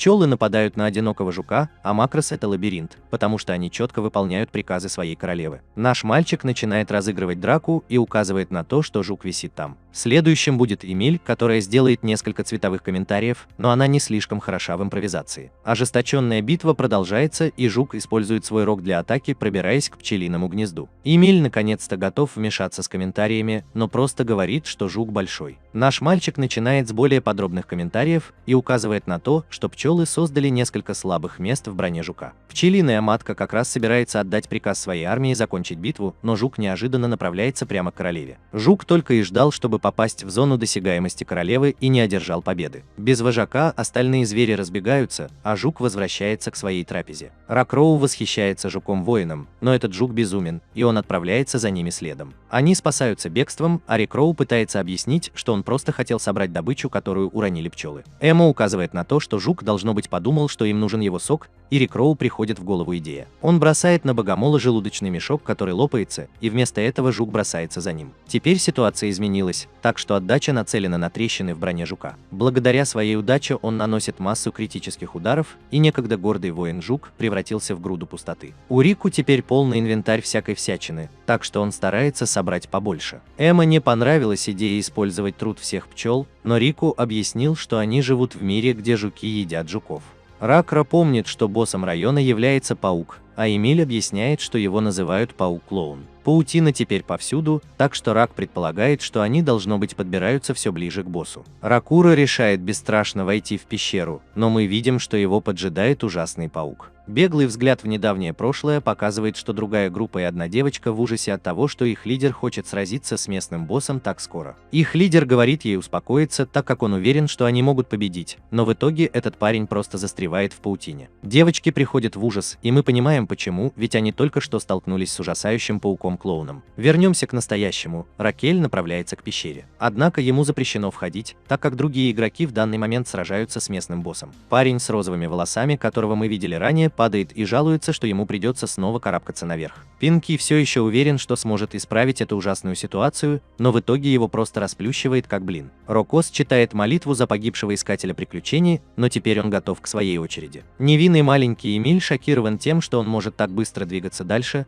но Рикра напоминает ей, что игроки просто возродятся в Третьей Риме. Они пробираются в пещеру и находят трупы несчастных игроков, которые были до них. Рикра демонстрирует свою безграничную уверенность, когда говорит Эмейлу держаться подальше. Он планирует победить паука-клоуна в одиночку, не умирая и не получая повреждений. Эмма думает, что наш мальчик абсолютно безумен, но он уже принял решение и вызвал местного босса. Чем выше поднимаешься, тем плотнее становится паутина. К счастью, у него появились некоторые новые навыки после повышения уровня на арене. Он пытается решить, что лучше всего использовать в этой ситуации, но ему приходится быстро переключать свое внимание, чтобы избежать падающего камня. Он использует свой новый навык, который называется «Один прыжок с лодки», и ему легко удается уклониться от него. Ему едва удается выжить, и он предупреждает нашего героя, чтобы он был осторожен с паутиной перед ним. Она боится, что он в ней застрянет, но шокирована, когда он этого не делает. Наш мальчик в некотором роде эксперт по паукам, так как он показал, что горизонтальные и радиальные линии паутины не липкие. Еще несколько камней падают вниз, но с ним все будет в порядке, если он будет обращать внимание на то, куда ступает. Его осторожность в сочетании с навыком ускорения позволяет ему карабкаться намного быстрее, и Эмил остается уворачиваться от падающих камней, чтобы спасти свою жизнь. Рокуру наконец-то сталкивается лицом к лицу с пауком-клоуном и уклоняется от нескольких его жалких атак. Затем Рокура использует новый навык под названием «Петлевой удар» и отрубает пауку одну из ног. Этого явно недостаточно для победы, поэтому он использует навык «Стремительный удар», чтобы нанести гораздо больший урон. Глупый паук не может удержать равновесие и падает, а Макрос определяет, что падение с такой высоты нанесет значительный урон при падении. Паук пытается выпутаться из паутины, чтобы спастись, но наш мальчик мгновенно уничтожает его своим метательным ножом. Паук падает на землю, и Рёкл уже знает, что этого будет недостаточно, чтобы покончить с его жизнью. Взгляд на потолок показывает, что у этого паука есть коллекция тяжелых предметов, которые можно сбросить.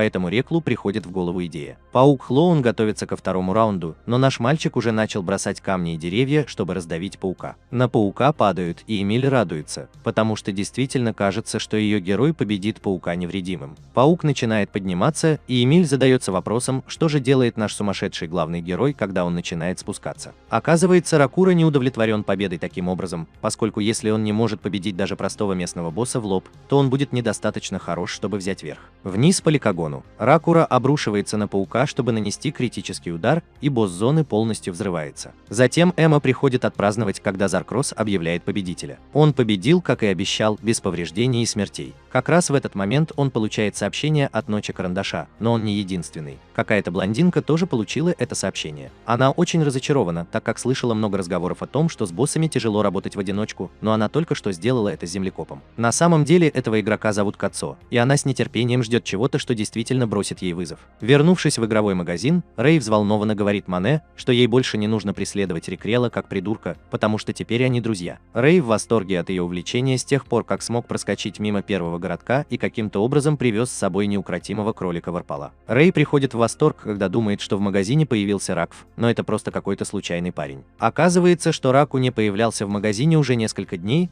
сама она предполагает, что он играет в Эльф. Раку довольно непредсказуемый парень, поэтому она предполагает, что он будет первым, кто победит уникального монстра. Рэй идет домой, но совершенно случайно застает нашего мальчика, занимающимся своими делами в другом магазине. Рэй тут же возвращается к своим привычкам и внимательно наблюдает за ним. Рокуро читает в журнале об интервью своего друга Кацу. Кацу – профессиональный геймер, но в то же время заядлый мусорщик. Рокуро также прочитал, что летом в Эльф выйдет масштабное обновление, и он вспоминает, как только что встречался с Пенсилган. Если оглянуться назад на встречу в другой игре, то можно увидеть, как Пенсилган отмечает, что прошло так много времени с тех пор, как ее посещали гости. В последний раз они все видели друг друга, когда напали на ее замок и расправились с 80 игроками, охранявшими его. Ее гости очень похожи на Кацо. Два мальчика вспоминают о том, как весело было разрушать ее замок, и они действительно увлекаются, указывая на то, что Пенкилган все еще жив. По-настоящему задница болит из-за этого. Пентагон привлекает их внимание, поскольку с нее хватит, и напоминает им, что им нужно обсудить важные дела. Она переходит прямо к делу и просит их объединиться с ней, чтобы победить определенного уникального монстра, будь то страж гробницы. Два мальчика на мгновение задумываются над этим, но затем выражают, насколько они шокированы. Это уникальный монстр, точно такой же, с каким сражался Ликаон Рикро, так что Кацу действительно заинтересован в уникальности. Пентагон объясняет, насколько она серьезна, но Рикуро думал, что они просто встретились, чтобы обсудить борьбу с кланом высокого уровня или что-то в этом роде. Рокуро указывает, что их всего трое, и задается вопросом, действительно ли она думает, что они могут сделать это сами, поскольку он понятия не имеет об этом монстре-метеорологе. Карандашный пистолет объясняет, что метеоролог – это не тот парень, которого можно победить цифрами. Она пыталась это сделать с командой из 15 лучших членов Асура Кай, но у них ничего не вышло. Это разновидность монстров, которые становятся сильнее, сражаясь с большим количеством противников, но это еще не все. Пентагон отказывается сообщать им больше, пока они не согласятся присоединиться к ней. Ее план состоит в том, чтобы атаковать через 2 недели ночью, сразу после того, как они проведут масштабное летнее мероприятие. Рокуро обдумывает это и удивляется, почему она приглашает двух игроков, которые только начали играть в игру, когда она могла бы просто пригласить пару игроков максимального уровня. Пенкилган, кажется, может читать его мысли, когда она объясняет, что их низкий уровень не имеет значения. Все, что ей нужно, это чисто игровые навыки. Именно поэтому она выбрала Кацу, который является профессиональным геймером, и Рокуро, который обладает божественными навыками игрока в дрянные игры. Рокуро задается вопросом, действительно ли их навыки настолько сопоставимы, и расстраивается, когда его приятель Кацо так не думает. Пентагон просто хочет получить их ответы и готов выслушать, чего бы они хотели в качестве дополнительной награды. Рокуро говорит, что он хорошо понимает ситуацию, но он может сказать, что она все еще что-то скрывает.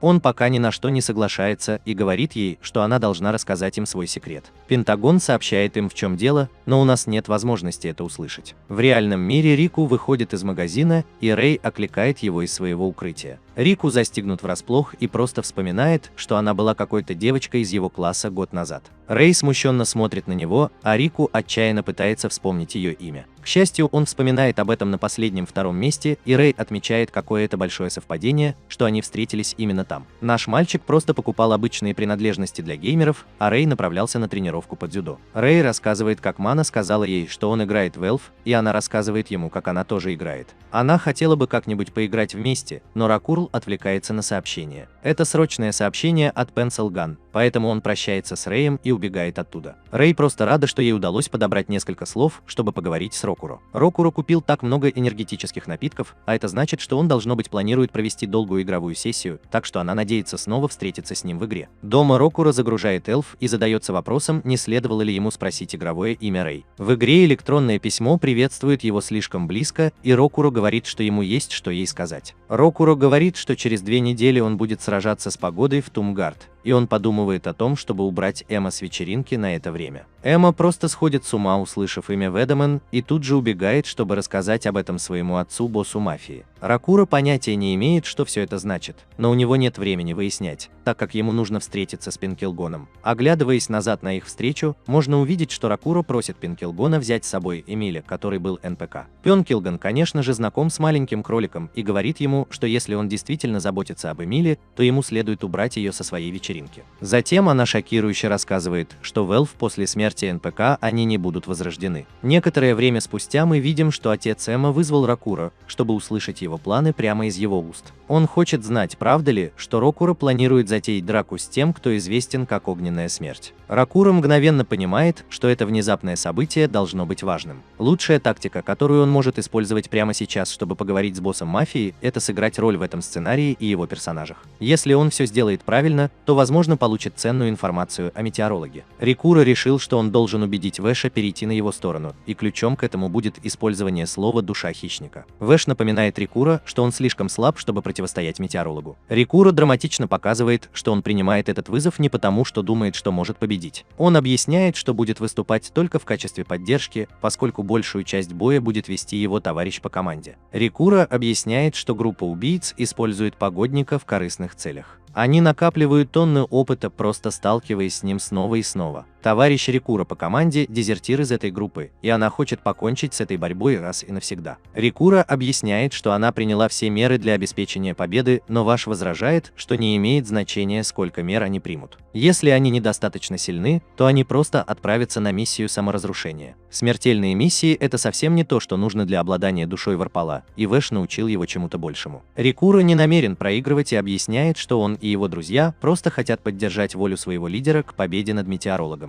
Ракура объясняет, что прийти ей на помощь – это на самом деле просто поддержать свою собственную словесную душу. Он говорит Вэшу, что все, что ему нужно, это 2 недели. 2 недели на то, чтобы Вэш взял Ракура, который признает, что он неопытный дурак, и превратил его в достойного соперника против сильного противника. Кажется, Вэша это убеждает, когда он начинает говорить о чести. Он утверждает, что некий мужчина очень неловкий, и Ракель задается вопросом, не говорит ли он о метеорологе. Этот человек чересчур серьезен и никогда не знает, когда остановиться. Он потерял свою жену из-за маленькой лжи, и из-за этого на нем лежит проклятие бессмертия. Теперь он просто ходячий труп, не способный даже похоронить себя. По этой причине кто-то должен избить его и усыпить.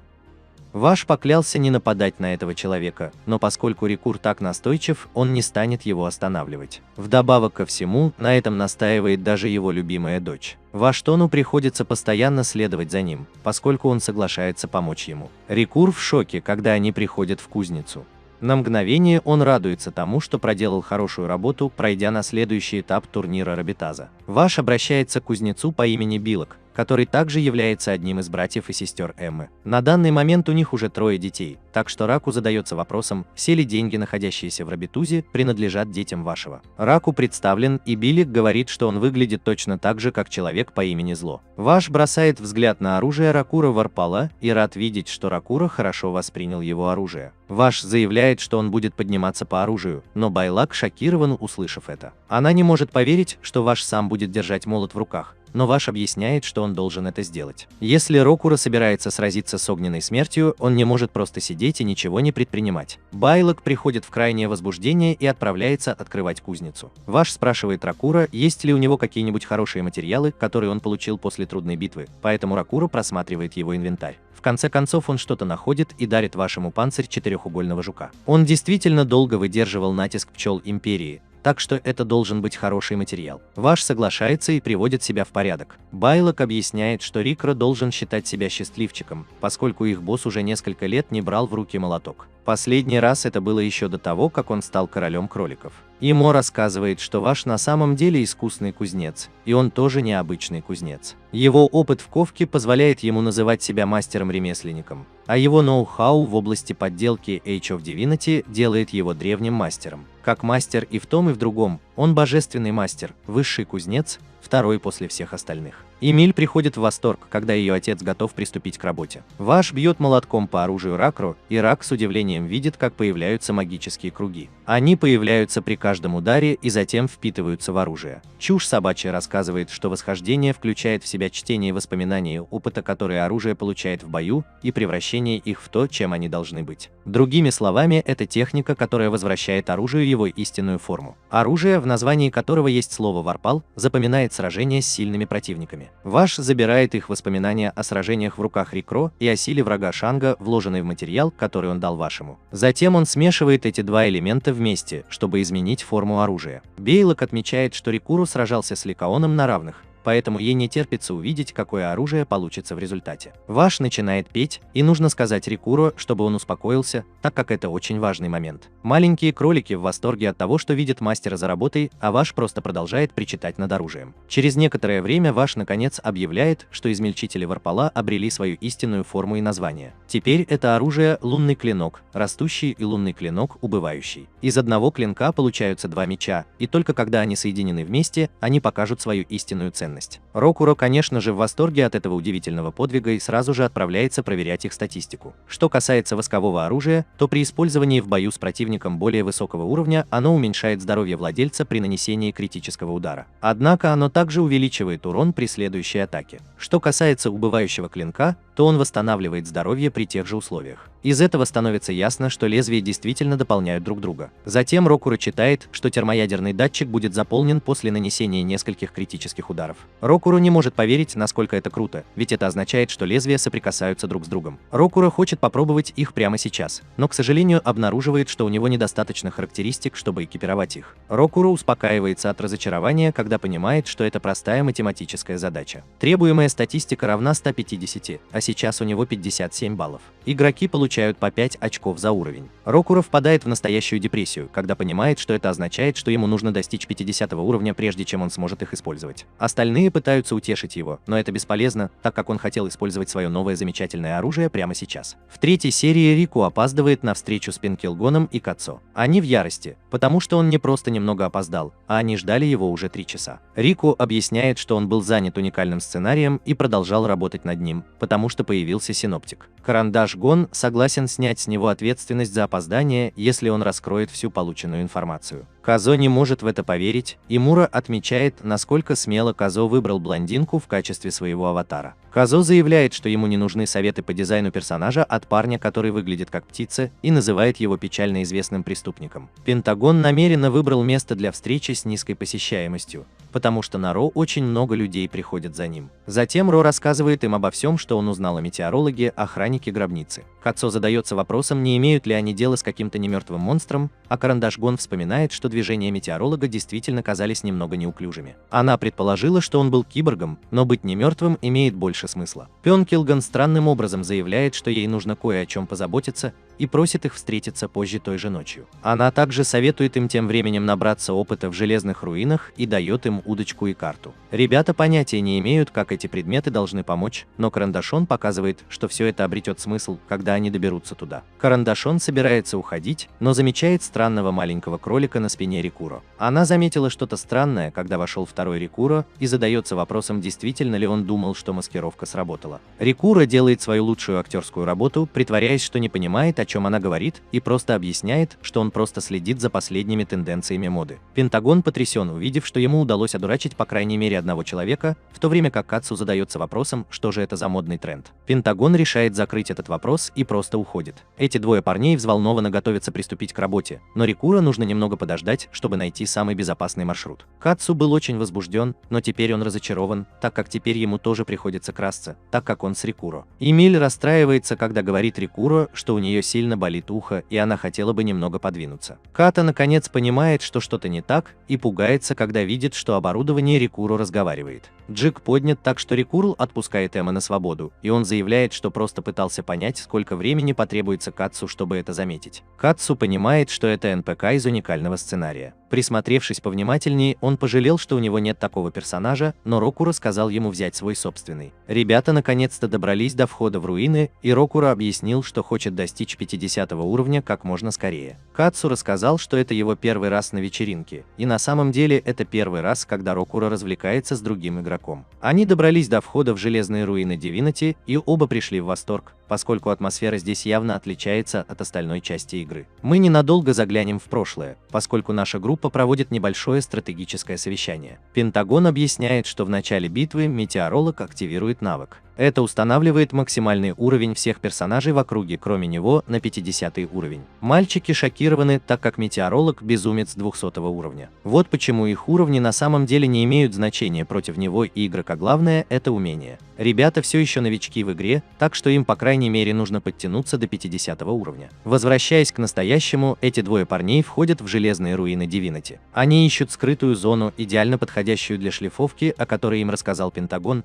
но на ее поиск уходит больше времени, чем ожидалось. Это похоже на совершенно другую игру по сравнению с «За пределами руин», и черные панели скользят повсюду. Ракура, который всегда играл в мусорные игры, отмечает, что они, вероятно, могли бы сделать что-то действительно крутое, если бы отключили платформы. Кацу хорошо знает своего друга и говорит ему, что ему нужно избавиться от всего мусора, накопившегося в его мозгу. Это место напоминает Кацу научно-фантастическую игру уровня бога, но Рикул просто хочет знать, на каком уровне он находится. Кацу говорит, что у него 25 уровень, а Раку насмехается над ним за то, что ему все еще за 20. У Раку 31 уровень, так что Кацу быстро замечает, что они не так уж далеки друг от друга. Эмиль непреднамеренно поджаривает Кацу, когда она объясняет, что Раку просто беспокоится о том, насколько он слаб. Как раз в этот момент Эмиль предупреждает мальчиков, чтобы они были осторожны, потому что какая-то огромная штука, называемая гигантским куполом подавления, чуть не раздавила их. Это явно враг, но Кацу уверенно говорит Рикуру, чтобы он отсиделся. Эмиль задается вопросом, действительно ли это нормально, но Рику уверен в способностях своего друга. Кацу готовится к бою и объясняет, что независимо от того, насколько низок ваш уровень,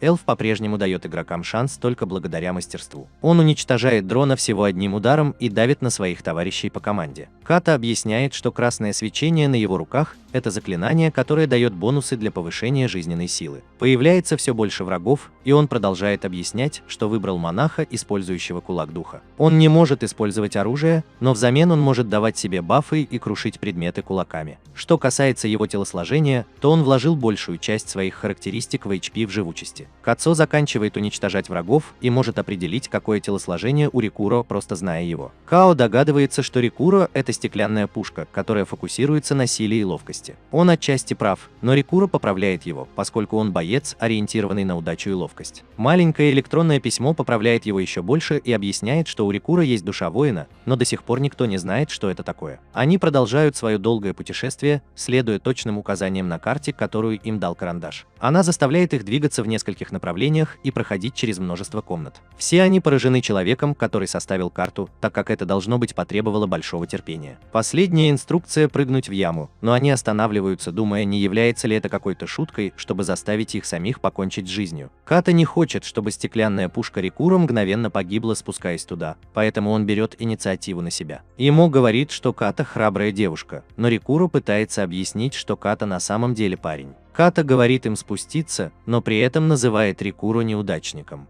Рикуро приходит в ярость и прыгает вниз, готовый отомстить.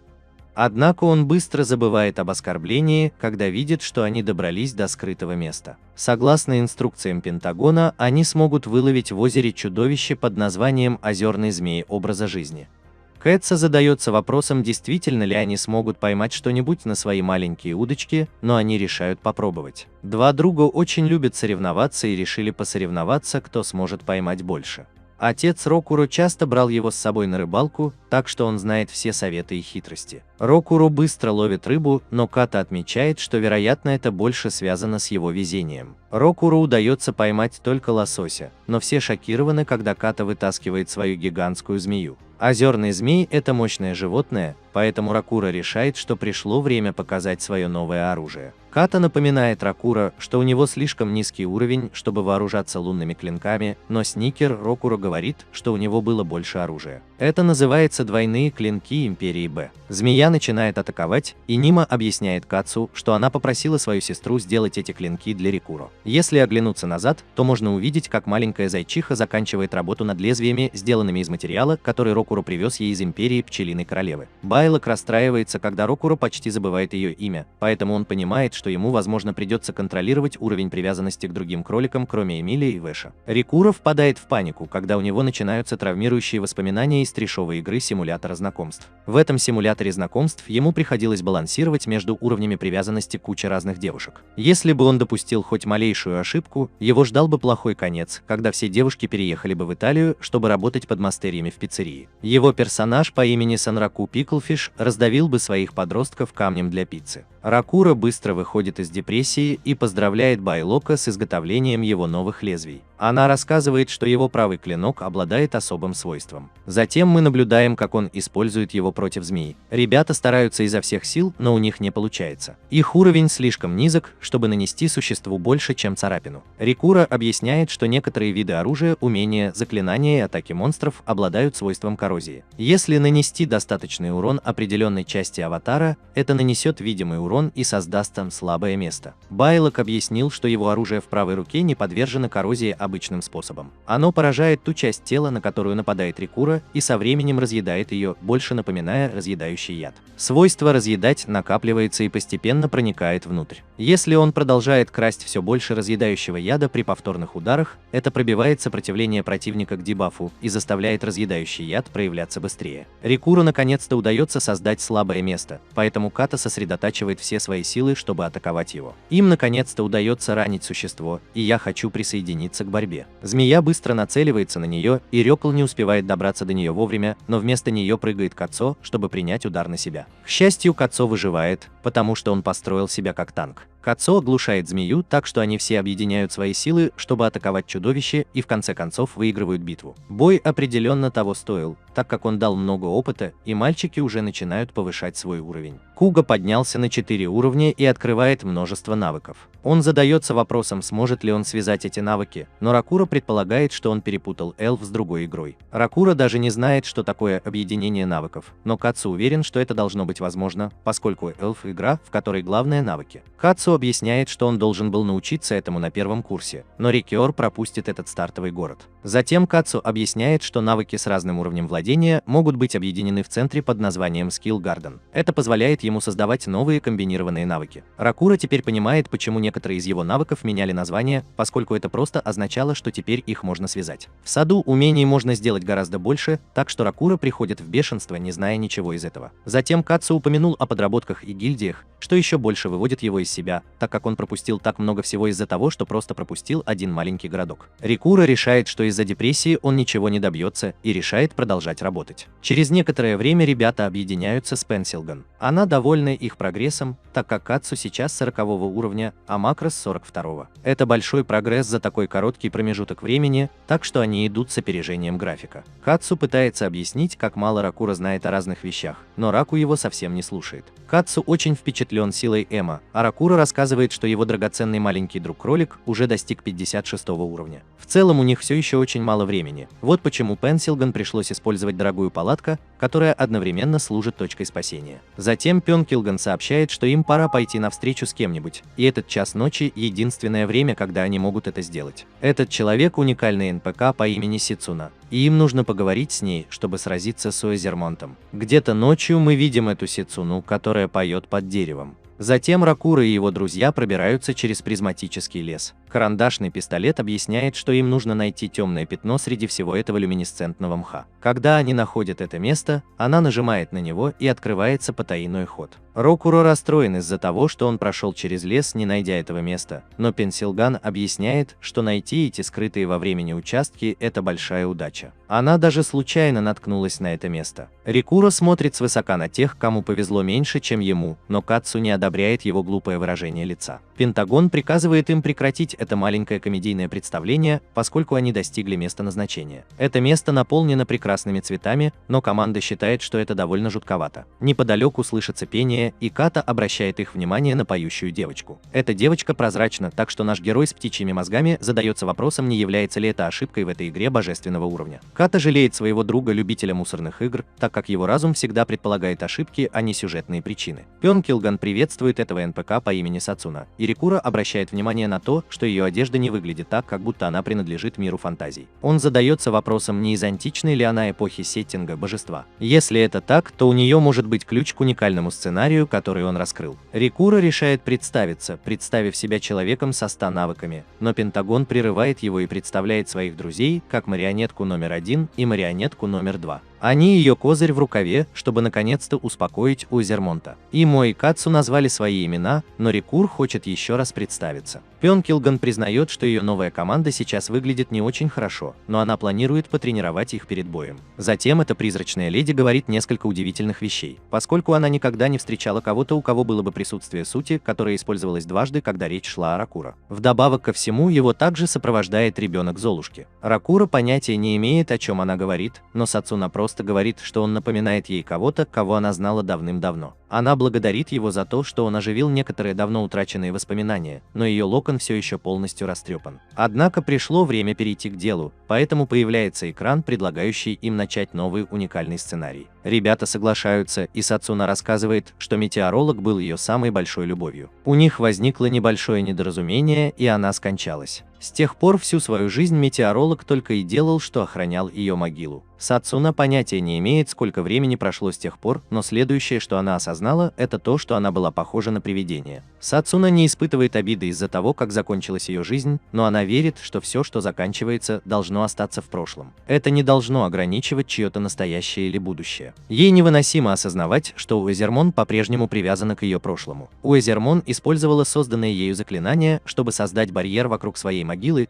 и проделала еще несколько сложных действий, чтобы никто не смог добраться до ее местонахождения. Однако в ночь новолуния, когда луна теряет весь свой свет, в барьере образуется трещина. Кацо говорит об этом довольно прямо и решает, что все, что им нужно сделать, это перепрыгнуть через эту трещину и сразиться с метеорологом. Сацуна рассказал им все и просто хочет, чтобы они наконец смогли его успокоить. Пентагон говорит ей, что они совсем не похожи на неудачников, которые пытались это сделать раньше, и заверяет ее, что они положат конец всем этим страданиям. Ракур и Кацу ошеломлены, так как этот карандашный гон совсем не похож на тот, который они знали. Карандашный гон, которого они знали, однажды затащил короля НПК за свою карету, чтобы заманить своих врагов. Она также является карандашным гоном, который привязал принцессу НПК к люстре, чтобы заставить игроков попытаться спасти ее. Тот факт, что она сейчас мило беседует с НПК, кажется им невероятным. Они насмешливо интересуются, не развилась ли у нее какая-то душа.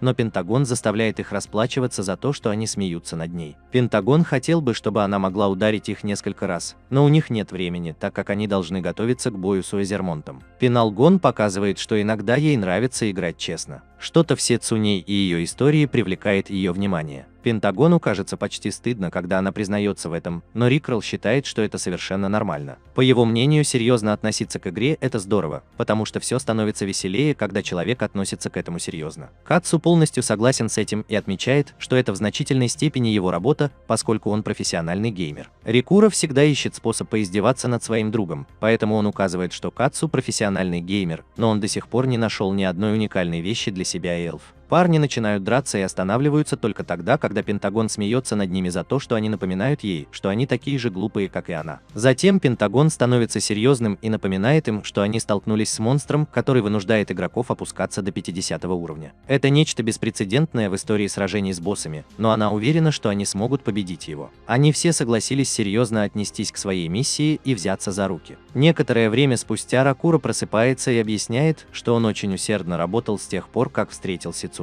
Каждый день он засиживался допоздна. Ему наконец-то удалось достичь 51 уровня, а Кацу находится на 46-м. Теперь ему нужно поработать над своими навыками. И Немо сказал ему, что Врабидза был сад навыков для объединения навыков. Рикро помнит, как Пентагон сказал им, что этот бой будет полностью зависеть от их навыков, поэтому он полон решимости улучшить их. Затем Рокуро встречает его мать Айка, которая рада, что он соблюдал их соглашение во время летних каникул. Рокуро отмечает, что на самом деле у него не было выбора, так как он больше не хотел, чтобы она физически выводила его из игры. Младшая сестра Рокуро Руми очень расстроена из-за того, что их мать держит своих домашних жуков на кухне, и замечает, что Року рассматривает одну из моделей в магазине. Ее журнал. Эту модель зовут Тоа, и по словам Руми, она величайшая модель, которая когда-либо существовала. Это имя Тоа как-то связано с именем Сацуна, и мы узнаем, что Пёнкилган на самом деле Тоа. Руми объясняет, что она сама подрабатывала моделью на полставки, но ей придется попросить своего отца, чтобы он сделал ей больше рекламы. Так случилось, что их отец вернулся домой и показал гигантскую рыбу, которую он поймал. Его зовут Шонджи, и его дети разочарованы тем, что какое-то время им снова придется есть рыбу на каждый прием пищи. В их семье существует соглашение, что-то вроде правила. По воскресеньям за завтраком и ужином они должны есть и разговаривать всей семьей. Это правило было необходимо, потому что, если бы его не существовало, они бы все погрузились в свои увлечения и никогда не увидели друг друга. Шонджи нужно почистить рыбу как можно скорее, но сосед по комнате в отчаянии просит его сделать это на кухне. Рикуро уверен, что это может показаться странным внешнему миру, но он думает, что его семья только что нашла способ заставить все работать на себя. Рикуро решает, что пришло время вернуться в Эльф, так как до битвы с Витермон осталось всего 2 недели. Это определенно будет трудный бой, особенно после информации, которую ему предоставил Пенсилган. Витермон – постоянный источник одиночных атак, мгновенных смертельных ходов и атак по площади. Однако эта информация помогла ему понять, где будет идеальное место для практики. Это просто мусорная игра, в которой постоянные сбои приводят к тому, что все атаки выполняются с сумасшедшей скоростью. Игра называется Basiork Online Passion.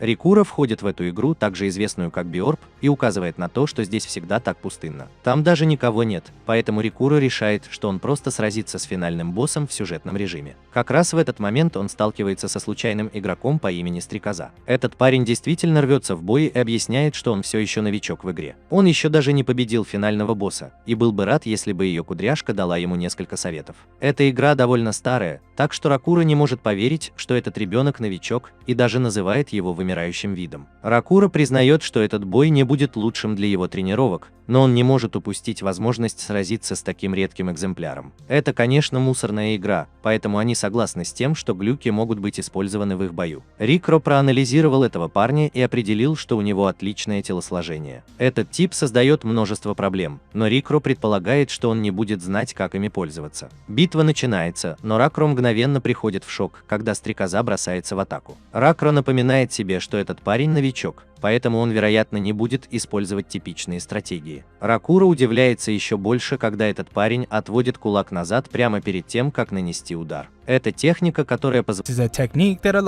которая вытягивает руку как резиновую. Если удар попадает в цель, он наносит комбинацию из 2 ударов с удвоенным уроном. Его зовут Пайл Банка, и Стрекоза потрясена, увидев, что промахнулась. Рикуро объясняет, что он использовал прием йо-йо, который мгновенно удаляет текстуру аватара игрока и его хитбокс. Рикуро признает, что этот парень может использовать некоторые базовые ошибки, но он объясняет, что в этой игре есть нечто большее. В Биорп полно багов, которые игроки обнаружили в ходе проб и исследований, и он планирует показать этому парню полную демонстрацию. Бой Ракуро против Dragonfly привлекает толпу, и все они задаются вопросом, действительно ли Dragonfly новый игрок. В это трудно поверить, потому что этот парень сражается со знаменитым Рикуро, и он полон решимости выиграть хотя бы один раунд. Рикуро просто лупит парня, как будто он Луфи, своим ударом гатлинга, и Стрекоза проигрывает еще один раунд. Рикуро показывает, что его потрясающий стиль кулачного боя с быстрым захватом практически непобедим, но Стрекоза делает еще одну попытку. Это будет лучший бой из 3, и они оба снова соглашаются на тотальную битву, полную ошибок. Рикуро разочарован тем, что этот тупой ребенок снова использует тот же самый подход. Но на этот раз Стрекоза шокирует его уверткой. Рикуро впечатлен тем, что этот чувак научился определять время сбоя йо-йо при атаках противника, и ребенок рад, что учится у него. Рикуро думает, что это здорово и все такое, но он должен был тренироваться, готовясь к бою с Уэзерменом, и он хотел бы, чтобы это было так. Сражаюсь с более сильным противником. Стрекоза видит, что он отвлекся, и использует эту возможность, чтобы шокировать Ракуро мощной атакой. Раку действительно впечатлил тот момент, когда парень смог приблизиться, отведя свою поврежденную ногу, и использовать инерцию для атаки. Ракуро уже хорошо знаком с этой атакой, и она называется летящий удар. Он объясняет, что использование атаки Стрекозой показывает, как мало он знает об этой игре. Flying Smash – это мощный прием, но он оставляет пользователю очень долгое время на восстановление. Затем Ракуро демонстрирует прием, который ему следовало бы использовать, под названием бункер для свай. Это настоящая атака кулаками, и Ракуро отталкивает Стрекозу назад. Поскольку побег определенно невозможен, Стрекоза решает просто атаковать прямо в лицо первому, но Ракуро просто просто планирует парировать это быстрым выпадом. Стрекоза использует какой-то глюк, но никто из других игроков не может сказать, что он делает. Аватар этого ребенка действительно дергается, и Рикура потрясен, увидев, что этот ребенок вызвал сразу 2 летающих удара. Рикура никогда раньше такого не видел, но он почти уверен, что его быстрый розыгрыш все еще может противостоять этому. Тем не менее, он решает позволить удару поразить его, и все потрясены, когда Стрекоза наконец побеждает. Зрители все еще не могут понять, что они увидели, но Стрекоза все еще празднует свое достижение. Все ботаники, которые свято верят в эту игру о рождении, собираются вместе и обсуждают ход, который только что использовала Стрекоза. У обоих кулаков каким-то образом были хитбоксы, и это позволяло Стрекозе накапливать контрольные ходы. Они сравнивают это с другими известными атаками с глюками, но это не соответствует ни одному из них. Они пришли к выводу, что если команда тестировщиков сможет воспроизвести атаку Dragonfly, то это сделает ее официальной. Но на данный момент Ракура неожиданно поздравляет Dragonfly с тем, что она неофициально обнаружила новый хитрый ход. У Dragonfly просто нет слов, но для команды ботаников это большое событие, и они удостаивают Dragonfly чести назвать этот хитрый ход. Dragonfly ломает голову, придумывая название, но Рикура говорит ему не торопиться, тем более, что у них впереди еще несколько раундов, чтобы поиграть. Рикура решает, что в обмен на то, что Dragonfly покажет ему новый ход, он сам покажет ему еще один. Это довольно странный баг, который можно активировать только в начале раунда. Второй раунд начинается вскоре после этого, и Рикура шокирующе использует прием, который называется двойник. Он делит Рикура на 2 части, и Рикура рассказывает, что он долго не мог подобрать название для этого, когда обнаружил этот прием. Он объясняет, что делает эту игру такой особенной именно потому, что как только ты думаешь, что все понял, всегда появляется что-то новое, чему можно научиться. Вот почему, независимо от того, сколько людей покидают игру, он всегда время от времени заглядывает к нам. Ракро атакует своим двойником, пока Стрекоза контратакует, но мы быстро обнаруживаем, что Стрекоза только что проиграла 2 раунда подряд. Он считает несправедливым, что клон Рикура удерживал его, в то время как Рикура уничтожал его, но это всего лишь часть игры. Рикура признает, что атака действительно становится немного безумной, поскольку клон в конечном итоге попадает под контроль искусственного интеллекта, если он позволяет это. Стрекоза великодушно признает свое поражение и благодарит Рикура за то, что он уделил свое время такому новичку-неудачнику, как он. Он клянется придумать крутое название для своего трюка с жуком, но давайте все будем надеяться, что он придумает что-нибудь получше, чем атака двойников.